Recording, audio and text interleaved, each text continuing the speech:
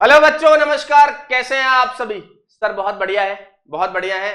और पढ़ाई पढ़ाई तो बहुत ही अच्छी है, उत्तम चल रही है, उत्तम चल रही है, बहुत अच्छी बात है। चलिए, क्वाड्रेटिक इक्वेशंस अगला टॉपिक है, द्विघात समीकरण शुरू किया जाए। मेरा नाम नीरज झा है ना, हमेशा की तरह वही है, चेंज नहीं हो रहा। ठीक है। द्विघात समीकरण क्या होता है भाई? अगर किसी से पूछा जाए द्विघात समीकरण क्या होता है तो क्या जवाब दोगे? सर हम ये जवाब देंगे कि पहले तो हम ये देखेंगे बहुपद क्या हो। बहुपद लिखा है कोई फलन f इस प्रकार परिभाषित हो कि एफ एक्स ऐसा हो, है ना, ऐसे करके इस प्रकार से लिखा हो जहां a0 a1 ये an लिखा हुआ है बेटा, an ये सब r हो, belong to r, real number हो, तो यह फलन f1 वास्तविक गुणांकों वाला n घात का बहुपद कहलाता है, वाला n घात का बहुपद कहलाता है। बहुपद हमने बचपन में खूब पढ़ा है। सर कहां पढ़ा है? 8वीं 9वीं 10वीं पास करके आए होगे ना, पास तो करी होगी सर, बिल्कुल पास करिए सर, है ना, तो तब वहां पे ये पढ़ा होगा, पक्की बात है। Yes sir. तो ये बहुपद कहलाता है एन घात वाला। अब घात क्या चीज है, अभी आते हैं इसके ऊपर, घात क्या चीज है। अब लिखा है जबकि A N not equal to 0, ठीक है। उसके बाद बोला है यदि a0 a1 a2 complex number है, c है, तो यह सम्मिश्र वाला बहुपद कहलाता है। फिलहाल अपने को सम्मिश्र वाले बहुपद का मतलब नहीं है, अपने को सम्मिश्र अगला लेक्चर है तो वहां पे सीख लेंगे, थोड़ा सा देख लेंगे भाई सम्मिश्र संख्याएं, कॉम्प्लेक्स नंबर्स क्या होता है। ठीक है, तो अभी फिलहाल हमें रियल कोएफिशिएंट चाहिए। अच्छा, यहाँ पे जो x होता है ना, x वो होता है चर, वेरिएबल होता है। चर बोले तो वेरिएबल, ठीक है, ये वेरिएबल होता है। ठीक है, कोई तकलीफ? सर कोई तकलीफ नहीं है, जान दो आगे। अच्छा, एक उदाहरण दिया हुआ है, देखो x square plus 2x plus 3x plus 1 x square plus 5 x square plus 2x square plus 3x plus 7, ये सभी क्या है? बहुपद है। ठीक है, ये सभी क्या है? बहुपद है। अब घात क्या होती है समझो। घात का मतलब होता है highest power, highest power of variable. ठीक है, चर की अधिकतम घात, चर की अधिकतम घात, चर की अधिकतम घात, चर की अधिकतम घात क्या कहलाती है? क्या कहलाती है? डिग्री कहलाती है, डिग्री, है ना। ठीक है, घात को हम अंग्रेजी में कहते हैं डिग्री। ठीक, डिग्री बोले तो हाईएस्ट पावर ऑफ वेरिएबल, जो वेरिएबल होता है, जो चर होता है, उसकी अधिकतम घात कहलाती है डिग्री। तो पहले वाले की बताओ डिग्री, इसकी डिग्री 2 है, इसकी डिग्री इसमें 1। देखो वेरिएबल जो है वो x है और उसकी अधिकतम घात 1 है। यहां पे बताओ सर, यहां पे तो 2 हो गई। अच्छा यहां पे बताओ, यहां पे क्या होगी? यहां पे क्यूब लिखा हुआ है, क्यूब है, क्यूब 2x स्क्वायर, तो इसकी डिग्री हो गई 3, क्योंकि 3 बड़ा है 2 से। एक छोटा सा सवाल, बहुत आसान सा सवाल पूछता हूं, इसकी डिग्री बताओ। X cube plus 3x square plus 1/x plus 5, इसकी डिग्री क्या होगी? सर इसकी डिग्री 3 होगी। बहुत सारे जनता 3 कह देगी, 3 बराबर डिग्री। ये गलत है भाई। क्यों? क्यों गलत है? अरे दादा इसलिए गलत है क्योंकि 1/x आ गया, 1/x का मतलब हो गया x की पावर -1। सर आपने ये तो बताया ही नहीं, कोई बात नहीं अभी बता देते। जो चर होता है उसकी घात जो है वो होल नंबर होनी चाहिए। जरा पीछे पलट के देखिए, जो वेरिएबल है उसकी घात ऐसी हो रही है ना, 0 1 2 3 4 ऐसे करके। तो यहां लिख लेते हैं चर की घात, चर की घात जो होनी चाहिए वो होनी चाहिए होल नंबर। ठीक है, होल नंबर। ठीक, होल नंबर बोले तो 0 1 2 3 4 ऐसा वाला संख्या है, ठीक है, उनको होल नंबर कहते हैं। ये हुई चर की घात। ठीक, अगर ये ऐसी घात नहीं है तो उसको बहुपद नहीं कहा जाएगा, पॉलिनोमियल नहीं कहा जाएगा। क्या ये बात समझ में आती है? ये बचपन में हमने पढ़ रखा है तो हम थोड़ा सा इस चीज को आराम से समझ सकते हैं, एक बार में समझ में आ जाएगी ये बात। ठीक है सर, अब नीचे जरा इस लाइन को पढ़ना, क्या लिखा? वह बहुपद जिसकी घात 2 है द्विघात कहलाता है। यार ये तो हिंदी से भी स्पष्ट है ना, द्विघात, द्वि मतलब 2, घात मतलब डिग्री, तो जिसकी डिग्री 2 हो वो द्विघात हो जाएगा। ठीक है, यस सर। आगे बढ़िए, द्विघात बहुपद एवं द्विघात समीकरण। बहुपद और समीकरण में थोड़ा सा अंतर है, स्लाइट अंतर है। क्या अंतर है देखते हैं, पढ़िए जरा क्या लिखा। कोई समीकरण f(x) बराबर 0 है जहां f द्विघात बहुपद है, द्विघात समीकरण कहलाता है। द्विघात समीकरण का व्यापक रूप ऐसा होता है जहां पे ए बी सी वास्तविक संख्याएं हैं, ए नॉट इक्वल टू 0 है। ए को अंग्रेजी में हम कहते हैं लीडिंग कोएफिशिएंट, लीडिंग कोएफिशिएंट, ठीक है। किसी भी पॉलिनोमियल का लीडिंग कोएफिशिएंट, लीडिंग कोएफिशिएंट क्या होता है, जो पॉलिनोमियल बहुपद की घात के साथ चिपका होता है। आप समझ रहे हो, जैसे यहां पे 2 घात लगाई आपने, 2 के साथ चिपका हुआ ए, अगर घात 3 होती, 3 के साथ जो चिपका होता वो उसका लीडिंग कोएफिशिएंट होता, ठीक है। ये नेता है। नेता से आप क्या समझ रहे हो, नेता से हम ये समझ रहे हैं कि भैया अगर नेता सो जाएगा तो ये जो क्वाड्रेटिक इक्वेशन है ये क्वाड्रेटिक नहीं रहेगी, द्विघात नहीं रहेगी। अगर a 0 हो गया तो बताओ x स्क्वायर की टर्म पाओगे क्या, नहीं पाएंगे सर। तो फिर कहां लेके जाओगे, कैसे बोलोगे ये द्विघात समीकरण, सर नहीं बोल पाएंगे। बिल्कुल सही, वही बात बता रहा है कि a 0 नहीं होगा। यदि a 0 है तो यह समीकरण रैखिक समीकरण बन जाएगा। रैखिक मतलब लीनियर, रैखिक मतलब लीनियर, लीनियर मतलब डिग्री जो हो, डिग्री जो हो वो 1 हो जाए, ठीक है। इसकी डिग्री यदि 1 हो जाए, ठीक है, तो ये लीनियर कहलाता है। क्या कहलाता है, लीनियर। अगर ये 0 हो गया, लेकिन ये 0 नहीं होना चाहिए अगर ये द्विघात समीकरण है तो। अच्छा, समीकरण तो ये हो गया, ये समीकरण हो गया जी सर, ये तो समीकरण हो गया, समझ में आ गया। अच्छा, बहुपद क्या हुआ, बहुपद, द्विघात बहुपद। द्विघात बहुपद को हम ऐसे लिखेंगे, p ऑफ x बराबर ax square plus bx plus, सिर्फ ये लिखा है ना ये हिस्सा, ये बहुपद कहलाएगा। अगर आपने इस बहुपद को किसी चीज के साथ इक्वेट कर दिया, किसी चीज के साथ बराबर कर दिया, तो फिर ये क्या कहलाएगा, तब ये कहलाएगा समीकरण। जैसे ये समीकरण लिखा हुआ है, आपने इक्वेलिटी डाली ना भाई, आपने तराजू में 2 चीजों को तोल रखा है, ये इसके बराबर है, तो वो समीकरण कहलाता है। वरना ये तो बहुपद है, केवल और केवल ऐसा लिखा है तो ये बहुपद है ना। ओ चला गया, ये आ गया वापस, ठीक है जी सर। आगे जान दो सर, एकदम जान दो आगे।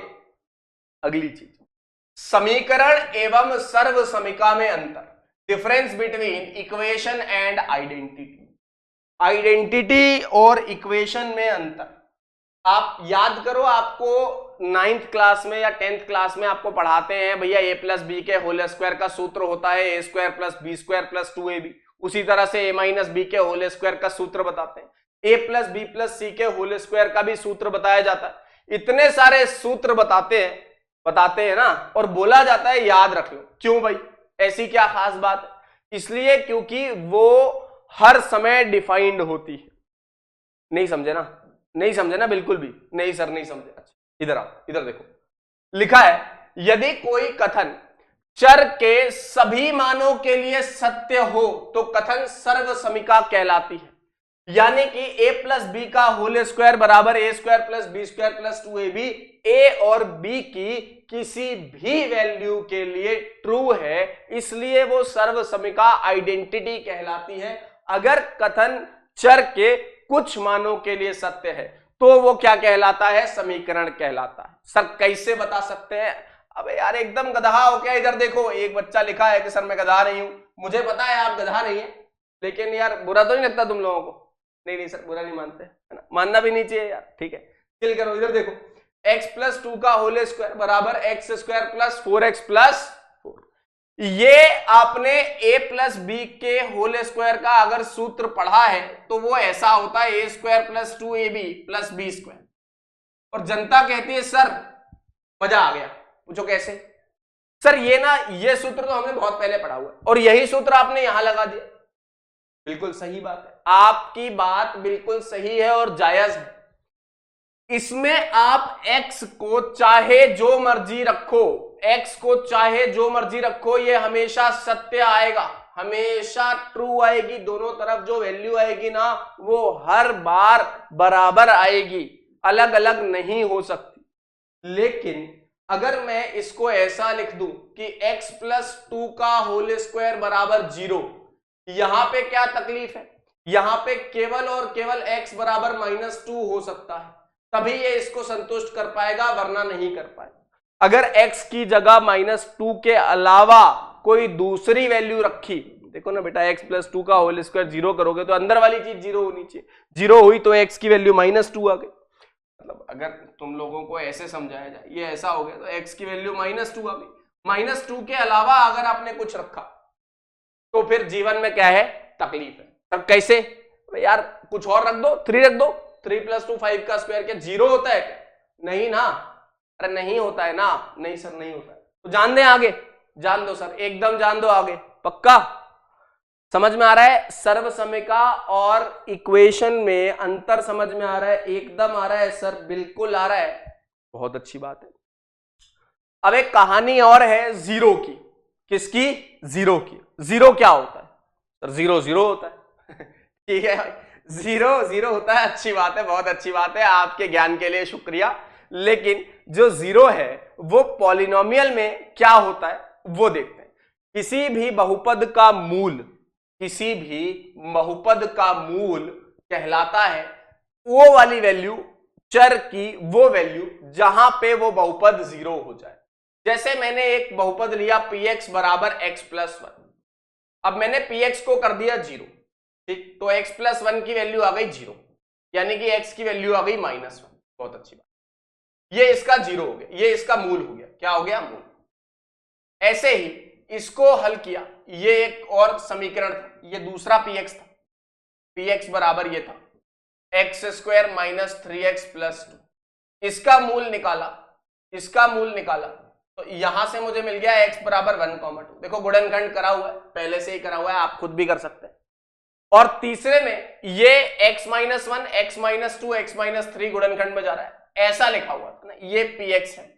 यहां पे मैंने px को ले लिया, x³ - 6x² + 11x - 6, ये मैंने px ले लिया।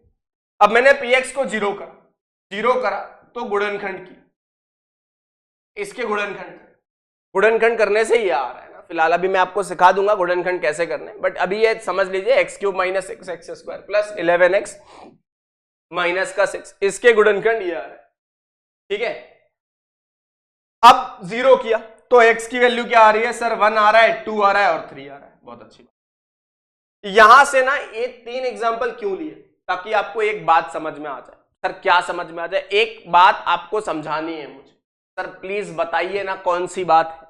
बिल्कुल बताते हैं। आपको एक चीज दिख रही है क्या? जब डिग्री 1 थी तो मूल कितने थे? मूल थे सर 1। डिग्री 2 थी तो मूल 2 थे। डिग्री 3 थी तो मूल 3 हो गए। देखो ना बेटा, डिग्री 3 है, मूल 3 हो गए। डिग्री 2 है, मूल 2 हो गए। डिग्री 1 है, मूल 1 हो गया। इसका मतलब एक नोट पॉइंट लिखेंगे, यदि डिग्री n होगी, जिस बहुपद की जितनी घात होती है उतने ही उसके मूल होते हैं, ना उससे कम ना उससे ज्यादा, मूल उतने ही होते हैं। मैं सिर्फ कह रहा हूं उतने ही मूल होंगे। मैंने ये बात नहीं कही कि मूल का स्वभाव, नेचर, प्रकृति कैसी होगी, मैंने ये बात नहीं कही। हो सकते हैं सारे मूल वास्तविक हो सकता है कुछ वास्तविक हो, कुछ वास्तविक नहीं हो, लेकिन जितनी डिग्री है उतने ही मूल होंगे। सर उससे ज्यादा हुए तो सब्र करो, उससे ज्यादा अगर हुए तो फिर वो कुछ और हो जाता है। पर बहुपद के लिए जितनी डिग्री उतने मूल, काम खत्म। ठीक है, तो यहां लिखा हुआ है n घात n मूल, अतः द्विघात बहुपद के ठीक 2 मूल होते हैं। समझ में आ गया? वास्तविक या काल्पनिक हो सकते, ये तो यार जाहिर सी बात है, कुछ भी हो सकता है। मैंने ये थोड़ी ना बोला कि मूलों का स्वभाव कैसा होगा, मैं तो सिर्फ ये बोल रहा हूं कि जितनी घात होगी उतने मूल होंगे। कोई तकलीफ तो नहीं है किसी को? सर कोई तकलीफ हो ही नहीं सकती। पक्की बात है ना? पक्की बात है सर, जान दो, एकदम आगे जान दो, पक्का जान दे आगे? यस सर, प्लीज सर आगे जान दो। अच्छा, कुछ और नोट पॉइंट है। यदि a ≠ 0 तो यह द्विघात समीकरण होगा। ax² + bx + c की बात कर रहे हैं, ठीक? ax² + bx + c की बात कर रहे हैं, इसकी बात कर रहे हैं। यदि a 0 हो जाए तो यह रैखिक समीकरण होगा। क्या होगा, रैखिक समीकरण। और तीसरी बात यह है कि यदि a0, b0 और c0 तीनों के तीनों ही जीरो हो जाए, a भी जीरो है, b भी जीरो है और c भी जीरो है, तो ये सर्व समीका होगी। सर्व समीका बोले तो x को चाहे जो मर्जी रख दो, ये हमेशा ट्रू रहेगा। जैसे आपने लिखा 0 into x square plus 0 into x plus 0 बराबर 0, ये आपको दिख रहा है कि हमेशा 0 है। अब आप चाहे तो x को जो मर्जी रख दो, यहां पे चाहे कुछ भी रखते रहो, हमेशा आंसर आपका 0 ही आएगा ना। अरे यार चाहे जो मर्जी रख दो भाई, ये आइडेंटिटी है कि नहीं है? सर एकदम है, ये हो गई आइडेंटिटी। क्या हो गई, आइडेंटिटी, क्योंकि इस तरफ भी 0, इस तरफ भी 0, दोनों तरफ 0, इसलिए ये हो गया आइडेंटिटी, सर्व समीका हो गई। लिखा हुआ है यदि किसी बहुपद के जिसकी n घात हो उसके n से अधिक मूल होंगे तो वह सर्व समीका होगी। क्या मतलब हुआ? मतलब हुआ अगर मैं आपसे एक बात कहूं सीधी सी, ax square plus B x plus सी बराबर 0, जहां ये 0 नहीं है इसके मूल 3 दे दिए, ठीक है, x1, x2 और x3, ये 3 इसके मूल हो गए, ये मूल है। अगर इसके 3 मूल हो गए तो इसका मतलब हुआ a 0 होगा, b भी 0 होगा और c भी 0 होगा। ये सर्व समीका हो जाएगी, आइडेंटिटी हो जाएगी। किसी भी समीकरण के, बहुपद वाले समीकरण के, उसकी घात से अधिक मूल बोले जा रहे हैं, इसका मतलब वो सर्व समीका है। मतलब सारे गुणांक, सारे के सारे गुणांक, कोएफिशिएंट्स सब 0 है, a भी 0 है, b भी 0 है और c भी 0 है। अब यही अगर क्यूबिक होती तो उसके भी सारे कोएफिशिएंट क्या होते, 0 होते, अगर उसके 4 मूल दिए गए हैं तो।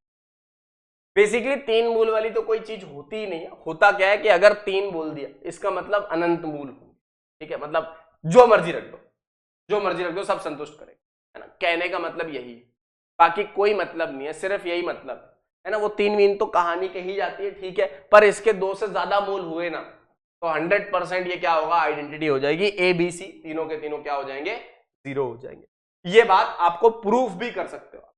अब प्रूफ करने का रास्ता मैं बता देता हूं, कोशिश आप कर लेना, ठीक है। इसके मान लेना 3 मूल है, x1, x2, x3। मूल का मतलब होता है ये रखने पर 0 हो जाए, x1 रख देना, x2 रख देना, x3 रख देना, तीनों रखने पर सब्ट्रैक्ट कर देना, पहली दूसरी और दूसरी तीसरी, वहां से कुछ मिल जाएगा, फिर वापस सब्ट्रैक्ट कर देना, वहां से भी कुछ मिल जाएगा और आपको वैल्यू निकल के आ जाएगी। आप x1, x2, x3 रखोगे ना, इसमें सब्ट्रैक्ट कर देना, पहली दूसरी समीकरण, दूसरा तीसरा समीकरण, तो आपको शायद c गायब हो जाए, फिर अगले वाले में b गायब हो जाए, क्योंकि x1, x2, x3 बराबर नहीं है ना, ये डिफरेंट है, भिन्न है, डिस्टिंक्ट है, भिन्न है। ये बात समझ में आ रही है आपको? यस सर, ये समझ में आ रहा है, कोई तकलीफ तो नहीं है? सर कोई तकलीफ नहीं है।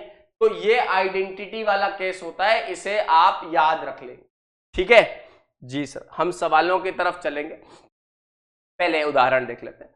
उदाहरण में बोला है 2x square plus 3x minus 5 एक द्विघात समीकरण है, बिल्कुल सही है, और ये एक सर्व समीका है। पक्की बात है, पक्की बात है ना, सर्व समीका है, दिख रहा है ना। अरे भैया a प्लस बी का होल स्क्वायर का सूत्र लगाया तो सर्व समीका है। यहां पे वैल्यू पुट करो, 1 2 0 5 6 7 8 15 10 11 2 करोड़ 20 करोड़ 50 करोड़, जो मर्जी रखना रख दो, दोनों तरफ हर बार वैल्यू बराबर आएगी, चाहे कुछ भी हो जाए। आप रख दो, 1 रखो, 3 + 1 4, 4 का वर्ग 16 होता है। अच्छा, यहां पे 1 तो 1 + 6 और 9, 9 1 10 और 6 16, बिल्कुल सही बात है, एकदम सही है सब, क्योंकि सूत्र ही यही है यार a प्लस बी के होल स्क्वायर का, तो एकदम करेक्ट बात है। फैक्ट बात यही है कि हमें इस प्रकार से इसको डील करना है। बढ़े आगे, यस सर। अब आता है मूलों और गुणांकों के बीच संबंध, relation between roots and coefficient. रिश्ता बनाना है, बनाते बनाए, यस सर, याद रहना चाहिए सर, रिश्ता भी याद रहना चाहिए, बिल्कुल। इसके ऊपर जेईई में खूब सवाल पूछे जाते हैं, ये एक इंपॉर्टेंट टॉपिक है ना, क्योंकि बहुत सारे सवाल इसके ऊपर जेईई में डायरेक्टली पूछ लिए जाते हैं। तो पहले तो मैं यहां से चलता हूं, द्विघात समीकरण ये है, a0 नहीं, इसके हल होते हैं ऐसे। ये तो आपने पढ़ा भी होगा, d बराबर b स्क्वायर माइनस 4ac होता है, क्वाड्रेटिक फॉर्मूला कहते हैं इसको कहते हैं श्रीधराचार्य सूत्र। क्वाड्रेटिक फॉर्मूला अंग्रेजी में कहते हैं, ठीक है, लेकिन हम इसको क्या कहते हैं, श्रीधराचार्य सूत्र। ठीक, श्रीधराचार्य सूत्र क्या था कि जो द्विघात समीकरण होता था उसके हल निकाले जाते थे, सॉल्व करा जाता था। ए बी सी मुझे नहीं पता, मैंने ए बी सी के बारे में जानकारी मुझे नहीं है, मैंने इसको हल करा, हल करने के बाद मुझे x की value minus b plus minus root b square minus 4ac बटे 2a आ गया। दो मूल आएंगे, एक प्लस वाले के साथ एक माइनस वाले के साथ, तो दो मूल आ गए, ये बात तो पक्की होगी। सर ये आया कैसे होगा? यार ये तो आपने 9th 10th में भी पढ़ा है, बचपन में पढ़ा होगा, ये तो कैसे आता है? अरे कुछ नहीं, पूर्ण वर्ग बना के आ जाता है। अरे अगर a का गुणा कर दो और फिर उसके बाद पूर्ण वर्ग बना लो। चलो 1 मिनट में बता देता हूं, मतलब अगर जानकारी चाहिए तो बता देता हूं, वरना आप कहोगे कि सर कुछ नहीं बताया सर ने। ax square plus B x plus C, इसको हमने a से गुणा कर दिया, ये हो गया ax का whole square plus abx plus C, ये हो गया ax का होल स्क्वायर प्लस 2। अब देखो मैं a प्लस बी का होल स्क्वायर लिख रहा हूं, क्या लिखना चाहता हूं? a प्लस बी का होल स्क्वायर लिखना चाहता हूं, a प्लस बी का होल स्क्वायर लिखना चाहता हूं। सर लिख लीजिए, ax square plus 2 into ab, अच्छा ये a हो गया capital A square plus 2 into a into जो अगला वाला पद है b तो लिखा हुआ है लेकिन 2 इसके साथ आता है, 2ax। आपको ये टर्म वैसे की वैसी चाहिए, ये टर्म चेंज नहीं होनी चाहिए बेटा, ये टर्म चेंज नहीं होनी चाहिए। 2ax, ये वाला पद बदलना नहीं चाहिए, यहां पे abx लिखा है तो यहां भी abx ही आना चाहिए, तो a square plus 2ab ax into b by two इसलिए क्योंकि यहां पे b है, यहां पे 2 है, तो इस 2 को इस 2 से भाग लगा दिया, प्लस का b बाई 2 का वर्ग जोड़ दिया, ये हमें b मिल गया, इसका वर्ग जोड़ दिया और इसी का वर्ग घटा दिया, ac आएगा, प्लस का ac बराबर थी। अब यदि मैं देखूं तो ये पूर्ण वर्ग बन चुका है, ax प्लस b बाई 2 का पूर्ण वर्ग बन चुका, होल स्क्वायर बराबर, उधर ले जाओगे और एलसीएम लोगे तो b स्क्वायर माइनस 4ac आ जाएगा बटा 2 2 जा 4 आ जाएगा। यहां पे भी एलसीएम ले सकते हो, ये आएगा 2ax प्लस b का होल स्क्वायर बटा 4, यहां भी 4 आएगा, b स्क्वायर माइनस 4ac बटा 4, 4 से 4 चल बसा। इस चीज को d बोल दिया, क्या बोल दिया?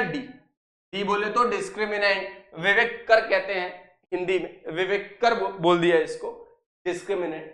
तो 2ax प्लस b का मान आ गया minus plus minus under root d, यानी कि x का मान आ गया minus b plus minus root d by 2। तो इसको ऐसे हल किया जाता है। वैसे तो ये बात आप सभी जानते होंगे, बट फिर भी आपके जानकारी के लिए मैंने आपको ये बता दिया कि किस प्रकार इसे हल करना है, ठीक है? कोई तकलीफ तो नहीं होगी? सर नहीं होगी कोई तकलीफ, आप तो जान दो आगे, पक्का जान दें, ठीक है? कोई दिक्कत? सर कोई भी दिक्कत नहीं है। तो ये वाली वैल्यू किसकी हो गई? ये वाली वैल्यू हो गई डिस्क्रिमिनेंट की, discriminant b square minus 4ac। अभी मैं इसको छेड़ नहीं रहा है ना, इसको छेड़ूंगा तो कहानी अलग अलग होगी। अभी मैंने इसको वैसे का वैसे रख दिया, मैंने कहा भाई मुझे इस चीज से मतलब नहीं है कि d का मान क्या हो रहा है, क्योंकि अभी मैं सिर्फ मूलों के बीच में रिश्ता चाहता हूं, ठीक है? जोड़ना चाहता हूं, तोड़ना नहीं चाहता। अभी मैंने सिर्फ ये बात करी, ठीक? तो वापस आते हैं इस चीज, इसको कहते हैं डिस्क्रिमिनेंट, विविक्तर, विविक्ताकर नहीं, विविक्तर या विवेचक कहलाता है।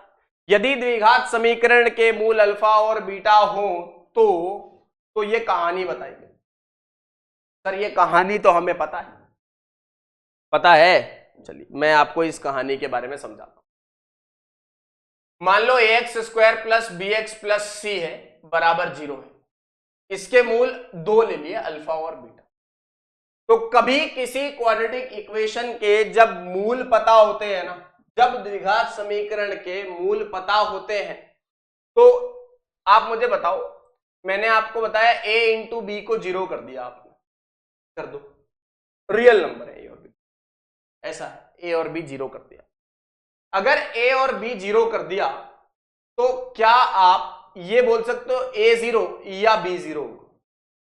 ये तो पक्की बात है ना, या तो a 0 होगा या b 0 होगा, ये पक्की बात है सर, एकदम पक्की बात है, 16 आने सत्य। इसका मतलब जब इसके मूल अल्फा बीटा आएंगे तो ये कहीं ना कहीं x माइनस अल्फा और x माइनस बीटा हो जाएगा, क्योंकि यहीं से मुझे x बराबर अल्फा x माइनस अल्फा 0 होगा या x माइनस बीटा 0 होगा। इसका मतलब या तो x की वैल्यू अल्फा होगी या बीटा होगी, बोलो या तो अल्फा होगी या बीटा होगी, ठीक, पक्की बात है ना, या तो अल्फा होगा या बीटा होगा, मतलब या ये वाला हिस्सा 0 होगा या ये वाला हिस्सा 0। अच्छी बात। अब क्या करें सर, अब बताइए, यहां पे ax square plus B x plus c था, तो मैंने बोला कि चलो भैया ax square plus B x plus c का जब गुणनखंड करेंगे तो यहां से आएगा x माइनस अल्फा और x माइनस बी, ये दोनों ऐसे ही आएगा। लेकिन तकलीफ एक है सर, क्या तकलीफ है? एक छोटी सी तकलीफ है, छोटी सी। सर क्या छोटी सी तकलीफ?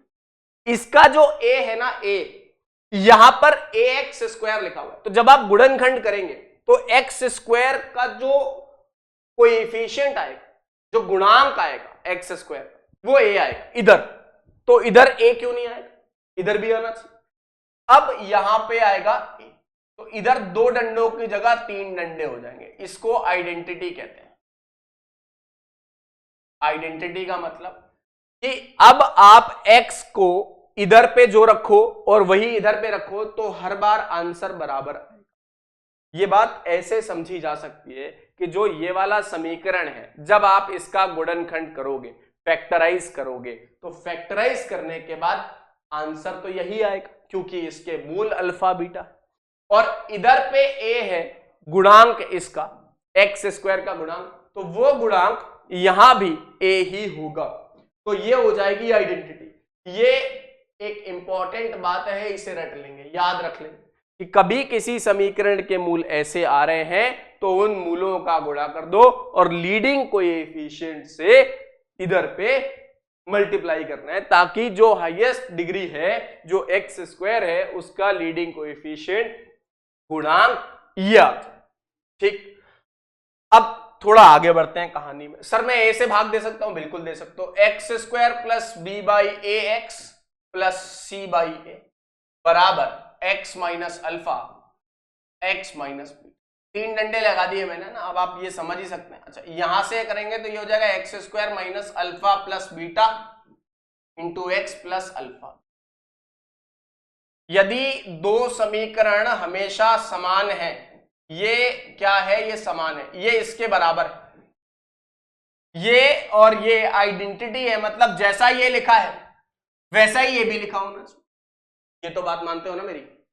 अरे यार ये तो मेरी बात मानोगे ना भाई, कि जो इधर लिखा है एक्स स्क्वायर का गुणांक दोनों तरफ बराबर, एक्स का गुणांक भी दोनों तरफ बराबर होना चाहिए, और कांस्टेंट टर्म अचर पद, ये अचर पद कहलाता है जिसके साथ कोई एक्स नहीं है, जिसके साथ कोई एक्स नहीं है सबसे सुखी है तो ये अचर पद कहलाता है। क्या कहलाता है? अचर। तो गुणांकों को कंपेयर करने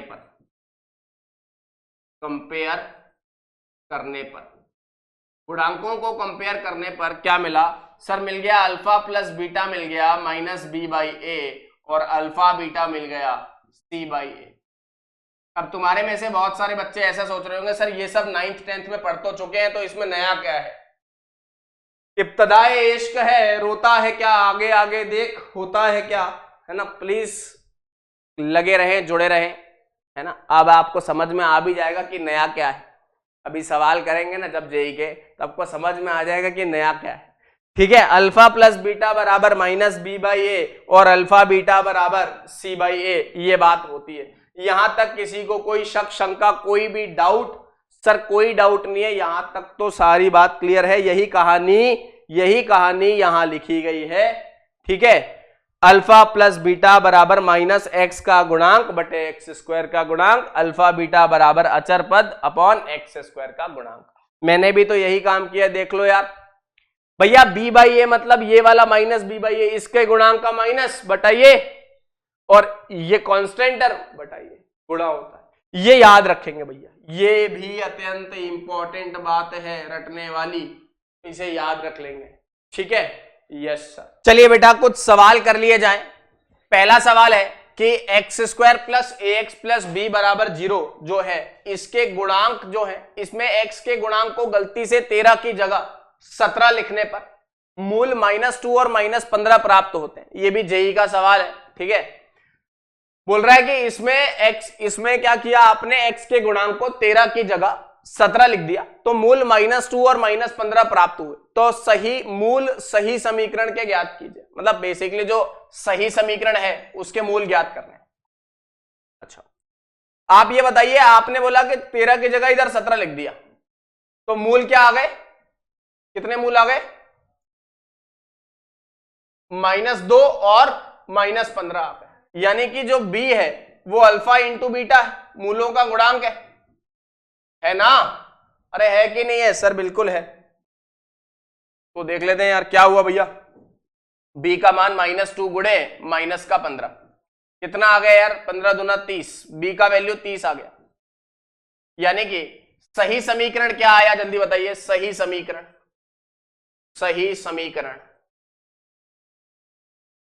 समीकरण आया एक्स स्क्वायर प्लस, ए का वैल्यू 13 था, गलती से 17 लिख दिया था बच्चे ने, तो यहां पे 13 आएगा। 13x प्लस का 30 बराबर 0, प्लस का 30 बराबर 0 आ गया, ठीक, यही आएगा जी सर।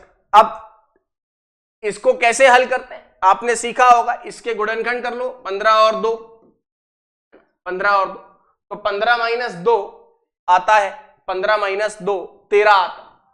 लेकिन सर 15 - 2 में तो काम बन नहीं रहा, तो हम एक काम करेंगे, इसको ऐसे भी लिख सकते हैं, 10 × 3 30 भी होता है, 10 × 3 भी 30 होता है, 15 × 2 भी 30 होता है। तो 15 में से 2 घटाओगे तब तो 13 आ जाएगा, लेकिन क्या है, गुणनखंड नहीं होगा। समझ नहीं रहे हो मेरी बात, है ना। X square plus 15x minus 2x plus 30, यहां गुणनखंड नहीं हो पाएगा। इसलिए हम क्या करेंगे, हम ऐसा लिखेंगे, x square plus 10 plus 3x plus 30 बराबर 0। यानी कि x square plus 10x plus 3x plus 30 बराबर 0। बोले तो सर ये वाली वैल्यू आएगी, x कॉमन लोगे तो x प्लस 10 मिलेगा, यहां पे 3 कॉमन लोगे तो भी x प्लस 10 मिलेगा, और वैल्यू आएगी 0। इसका मतलब x प्लस 10 गुणा x प्लस 3 बराबर 0। तो सही समीकरण के मूल क्या है, -10 और -3, ये मूल है, यह आंसर आ जाएगा। और यह आंसर लाने में मुझे नहीं लगता कि आपको कोई बहुत ज्यादा जंग लड़नी पड़ेगी, नहीं पड़ेगी ना। ये तो सरल सवाल है, आसान सवाल है यार, ये तो इतना आसान सवाल है कि मतलब आंख बंद करके भी हो जाए सर अब तो सर ज्यादा बोल दिया आपने, मतलब ठीक है, कहने का मतलब है कि आपने अगर प्रैक्टिस करी है तो ये सब सवाल तो बहुत ही आसान है यार, हो जाएंगे। यस सर, आगे बढ़ते। यदि समीकरण के मूल अल्फा बीटा हैं तो अल्फा प्लस बीटा का मान alpha square plus beta square का मान अल्फा बीटा का मान अल्फा क्यूब बीटा क्यूब का मान अल्फा 4 बीटा 4 का मान। हे भगवान, कितने सारे मान पूछ लिए, 2-3 तो मैं बताऊंगा, बाकी आपके हवाले, पक्का? यस सर, आप तो बता दो सर। अल्फा प्लस बीटा मूलों का योग, जल्दी बोलो, जल्दी बोलो सर। -3/1 यानी कि ये आ गया -3। अरे -b/a होता है। यस सर, बी पार्ट में बोल रहा है अल्फा, अच्छा बी पार्ट की जगह पहले मैं सी पार्ट कर देता हूं, अल्फा बीटा निकाल लेता हूं। अल्फा बीटा सी है सर, ये कैसे आता है ये मुझे थोड़ा सा प्लीज समझा दो। X square plus 3x plus 5 बराबर 0। अब मैं लिखता हूं ax square plus bx plus c बराबर 0। यहां से कंपेयर करूंगा तो जिसका कोई नहीं उसका ईश्वर भगवान, a बराबर 1, b बराबर 3 और c बराबर 5। तो जनता को यह बात समझ में आ रही है कि ऐसा होता है। अब क्या करें, अल्फा बीटा कितना है सर, वो है 5/1 मतलब 5। बी पार्ट में बोल रहा है अल्फा का स्क्वायर प्लस बीटा का स्क्वायर कितना आएगा।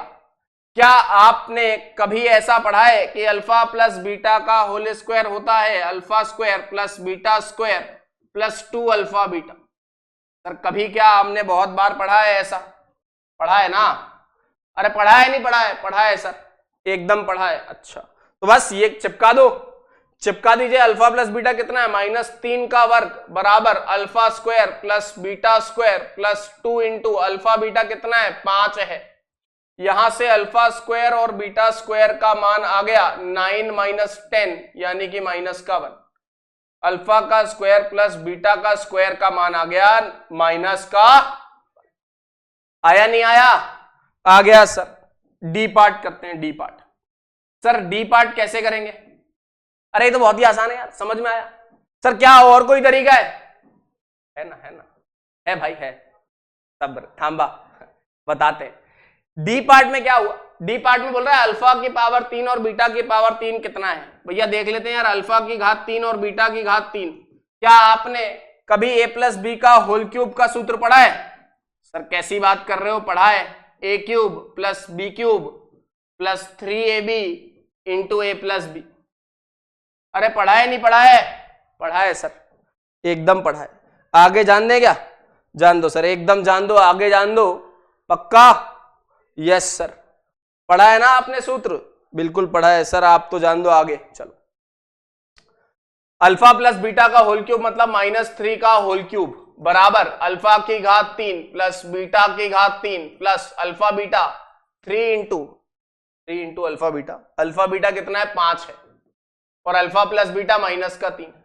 तो अल्फा की घात 3 प्लस बीटा की घात 3 बराबर 27, 3 3 9, 9 5 45 -27। 45 में से 27 जाएगा तो कितना आएगा यार? 13 और 5 18, 18 आ जाएगा। 18।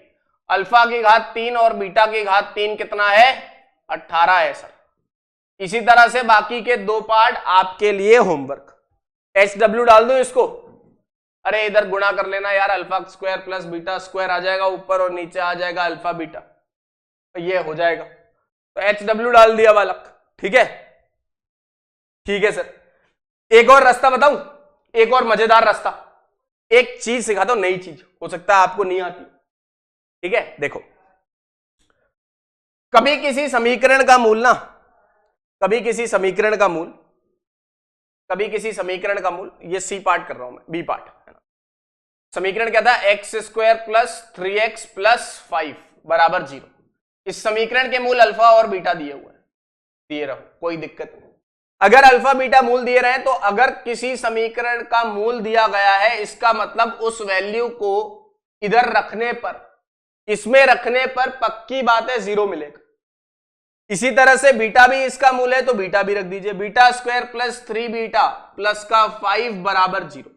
और अब जोड़ दीजिए इनको, ये पहला समीकरण है, ये दूसरा समीकरण है, जोड़ दीजिए प्लीज। सर अल्फा का घात 2 बीटा का घात 2 प्लस 3 गुणे अल्फा प्लस बीटा बराबर 5 और 5 10 प्लस का 10 बराबर 0। अल्फा प्लस बीटा का मान पता है आपको? पता है सर, पता है ना अल्फा प्लस बीटा का मान? यस सर, बिल्कुल पता है। तो भैया बताइए, alpha square plus beta square plus 3 गुणे अल्फा प्लस बीटा का -3 मान है प्लस का 5 बराबर 0, यानी कि अल्फा स्क्वायर और बीटा स्क्वायर का मान कितना आ गया? सर -1 आ गया। ये जुगाड़ समझ में आया? आ गया सर। ये क्यूब वाला कैसे करेंगे इस जुगाड़ से? देखो, ये लिख दिया आपने, इधर अल्फा का गुणा कर देते हैं। Alpha square plus 3 alpha plus 5 बराबर 0 में अल्फा का गुणा कर दिया।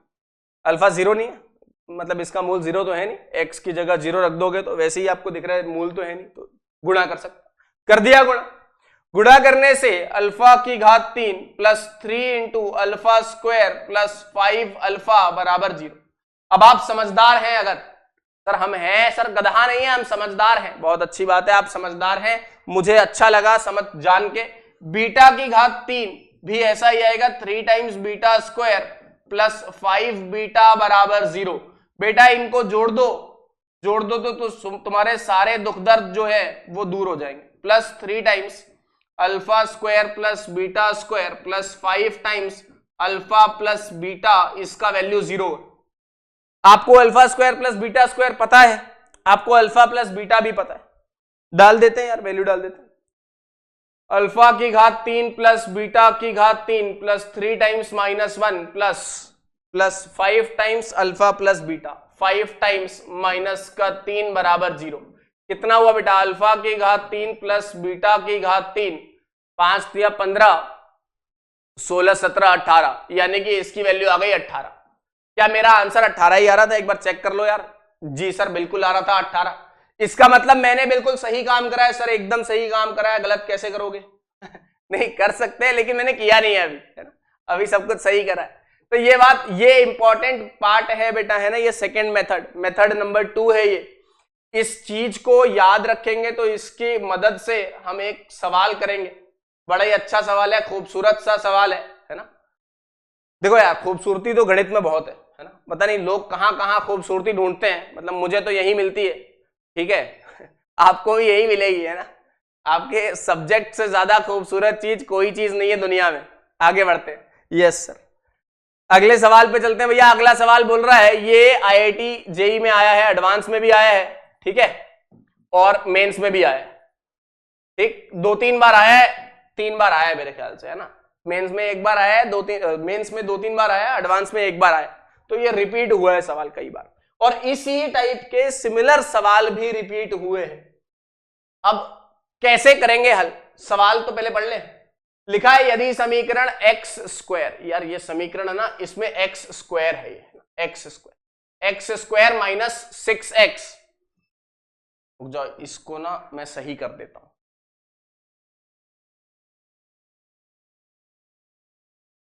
एक्स स्क्वायर माइनस 6x, ठीक है, x square minus 6x minus 2 बराबर 0। इसके मूल अल्फा बीटा है, तो an बोल रहा है वो, ये an है, an ऐसा वाला an बोला है, अल्फा की घात n प्लस बीटा की घात n है।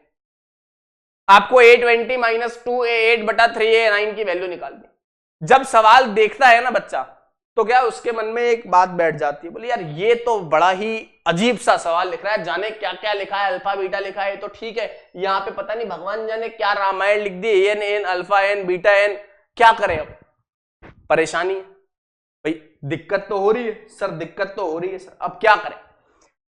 करते हैं कुछ जुगाड़, करते हैं, व्यवस्था करते हैं। यहां पे an बराबर alpha n plus beta n लिखा हुआ है, ठीक है, क्या कई a10 a8 और a9, आप बता सकते हो a10 मतलब क्या होगा? a10 का मतलब n की जगह जब आप 10 रखोगे ना, तो ये आएगा अल्फा की घात 10 प्लस बीटा की घात 10।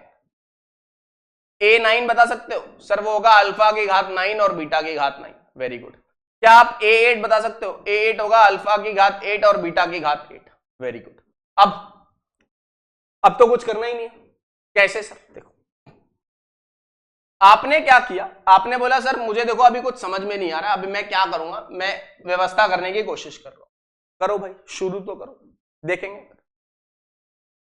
आपने बोला सर एक काम करो, आपने सिखाया अल्फा स्क्वायर लिखा है तो अल्फा रख दो, इसमें रख दिया अल्फा, बिल्कुल।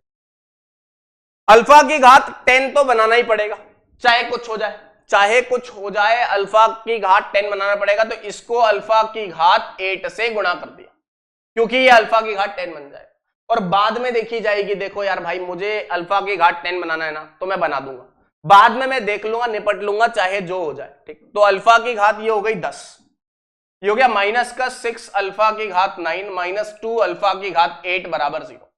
बहुत अच्छी बात। इसी प्रकार से बीटा के साथ भी यही आएगा, बीटा की घात 10 माइनस 6 अल्फा की घात 9 माइनस 2 अल्फा की घात 8 बराबर 0।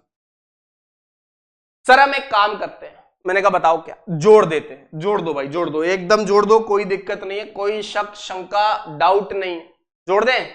जोड़ दीजिए सर, ऐड कर दीजिए। ये हो गया अल्फा की घात 10 प्लस बीटा की घात 10 माइनस 6 अल्फा की घात 9 प्लस बीटा की घात 9 minus 2 into alpha power 8 plus beta power 8। और अब आपको देखते साथ ही बहुत अच्छा लगेगा, आप खुश हो जाएंगे। खुश क्यों हो जाएंगे?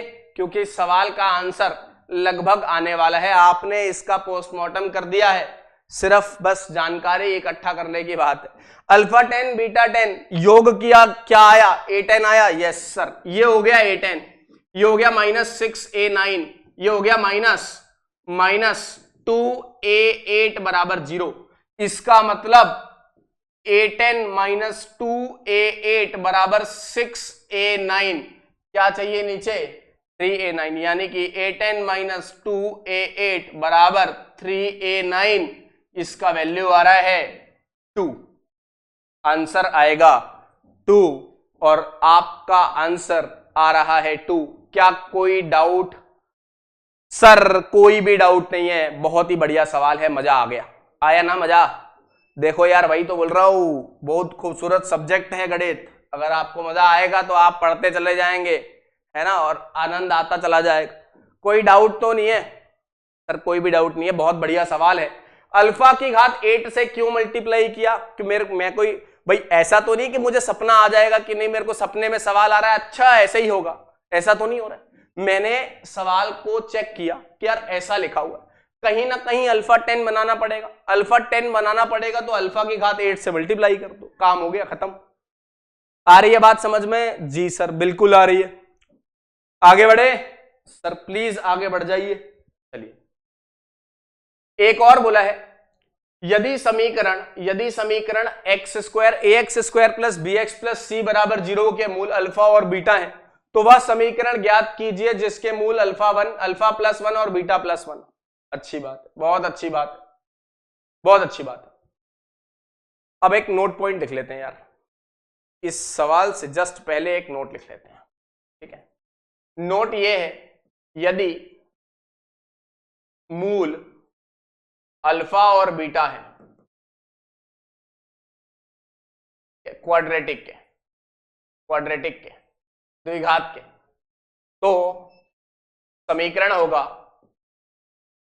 ऐसा होता है, x square minus alpha plus beta x plus alpha beta. बोले तो x square minus s x plus b. एस का मतलब सम और पी का मतलब प्रोडक्ट। मतलब कभी अगर मुझे मूल पता है तो मैं डायरेक्टली क्वाड्रेटिक इक्वेशन लिख सकता हूं। कैसे? सम ऑफ रूट्स माइनस के साथ और प्लस प्रोडक्ट ऑफ रूट्स, ये बराबर हो गया 0। कोई दिक्कत नहीं सर, कोई दिक्कत नहीं है। तो बस इस सवाल को ऐसे ही हल करेंगे। अरे ये वाला सवाल कहां चला गया? हाँ, यदि समीकरण इसके मूल ऐसे हैं तो अल्फा प्लस 1 और बीटा, तो मैंने मोल लिया कि भैया एक नया समीकरण होगा जिसके मूल अल्फा डैश होंगे, जिसको अल्फा प्लस 1 लिख दिया, और बीटा डैश लिख दिया, जिसको बीटा प्लस 1 लिख दिया।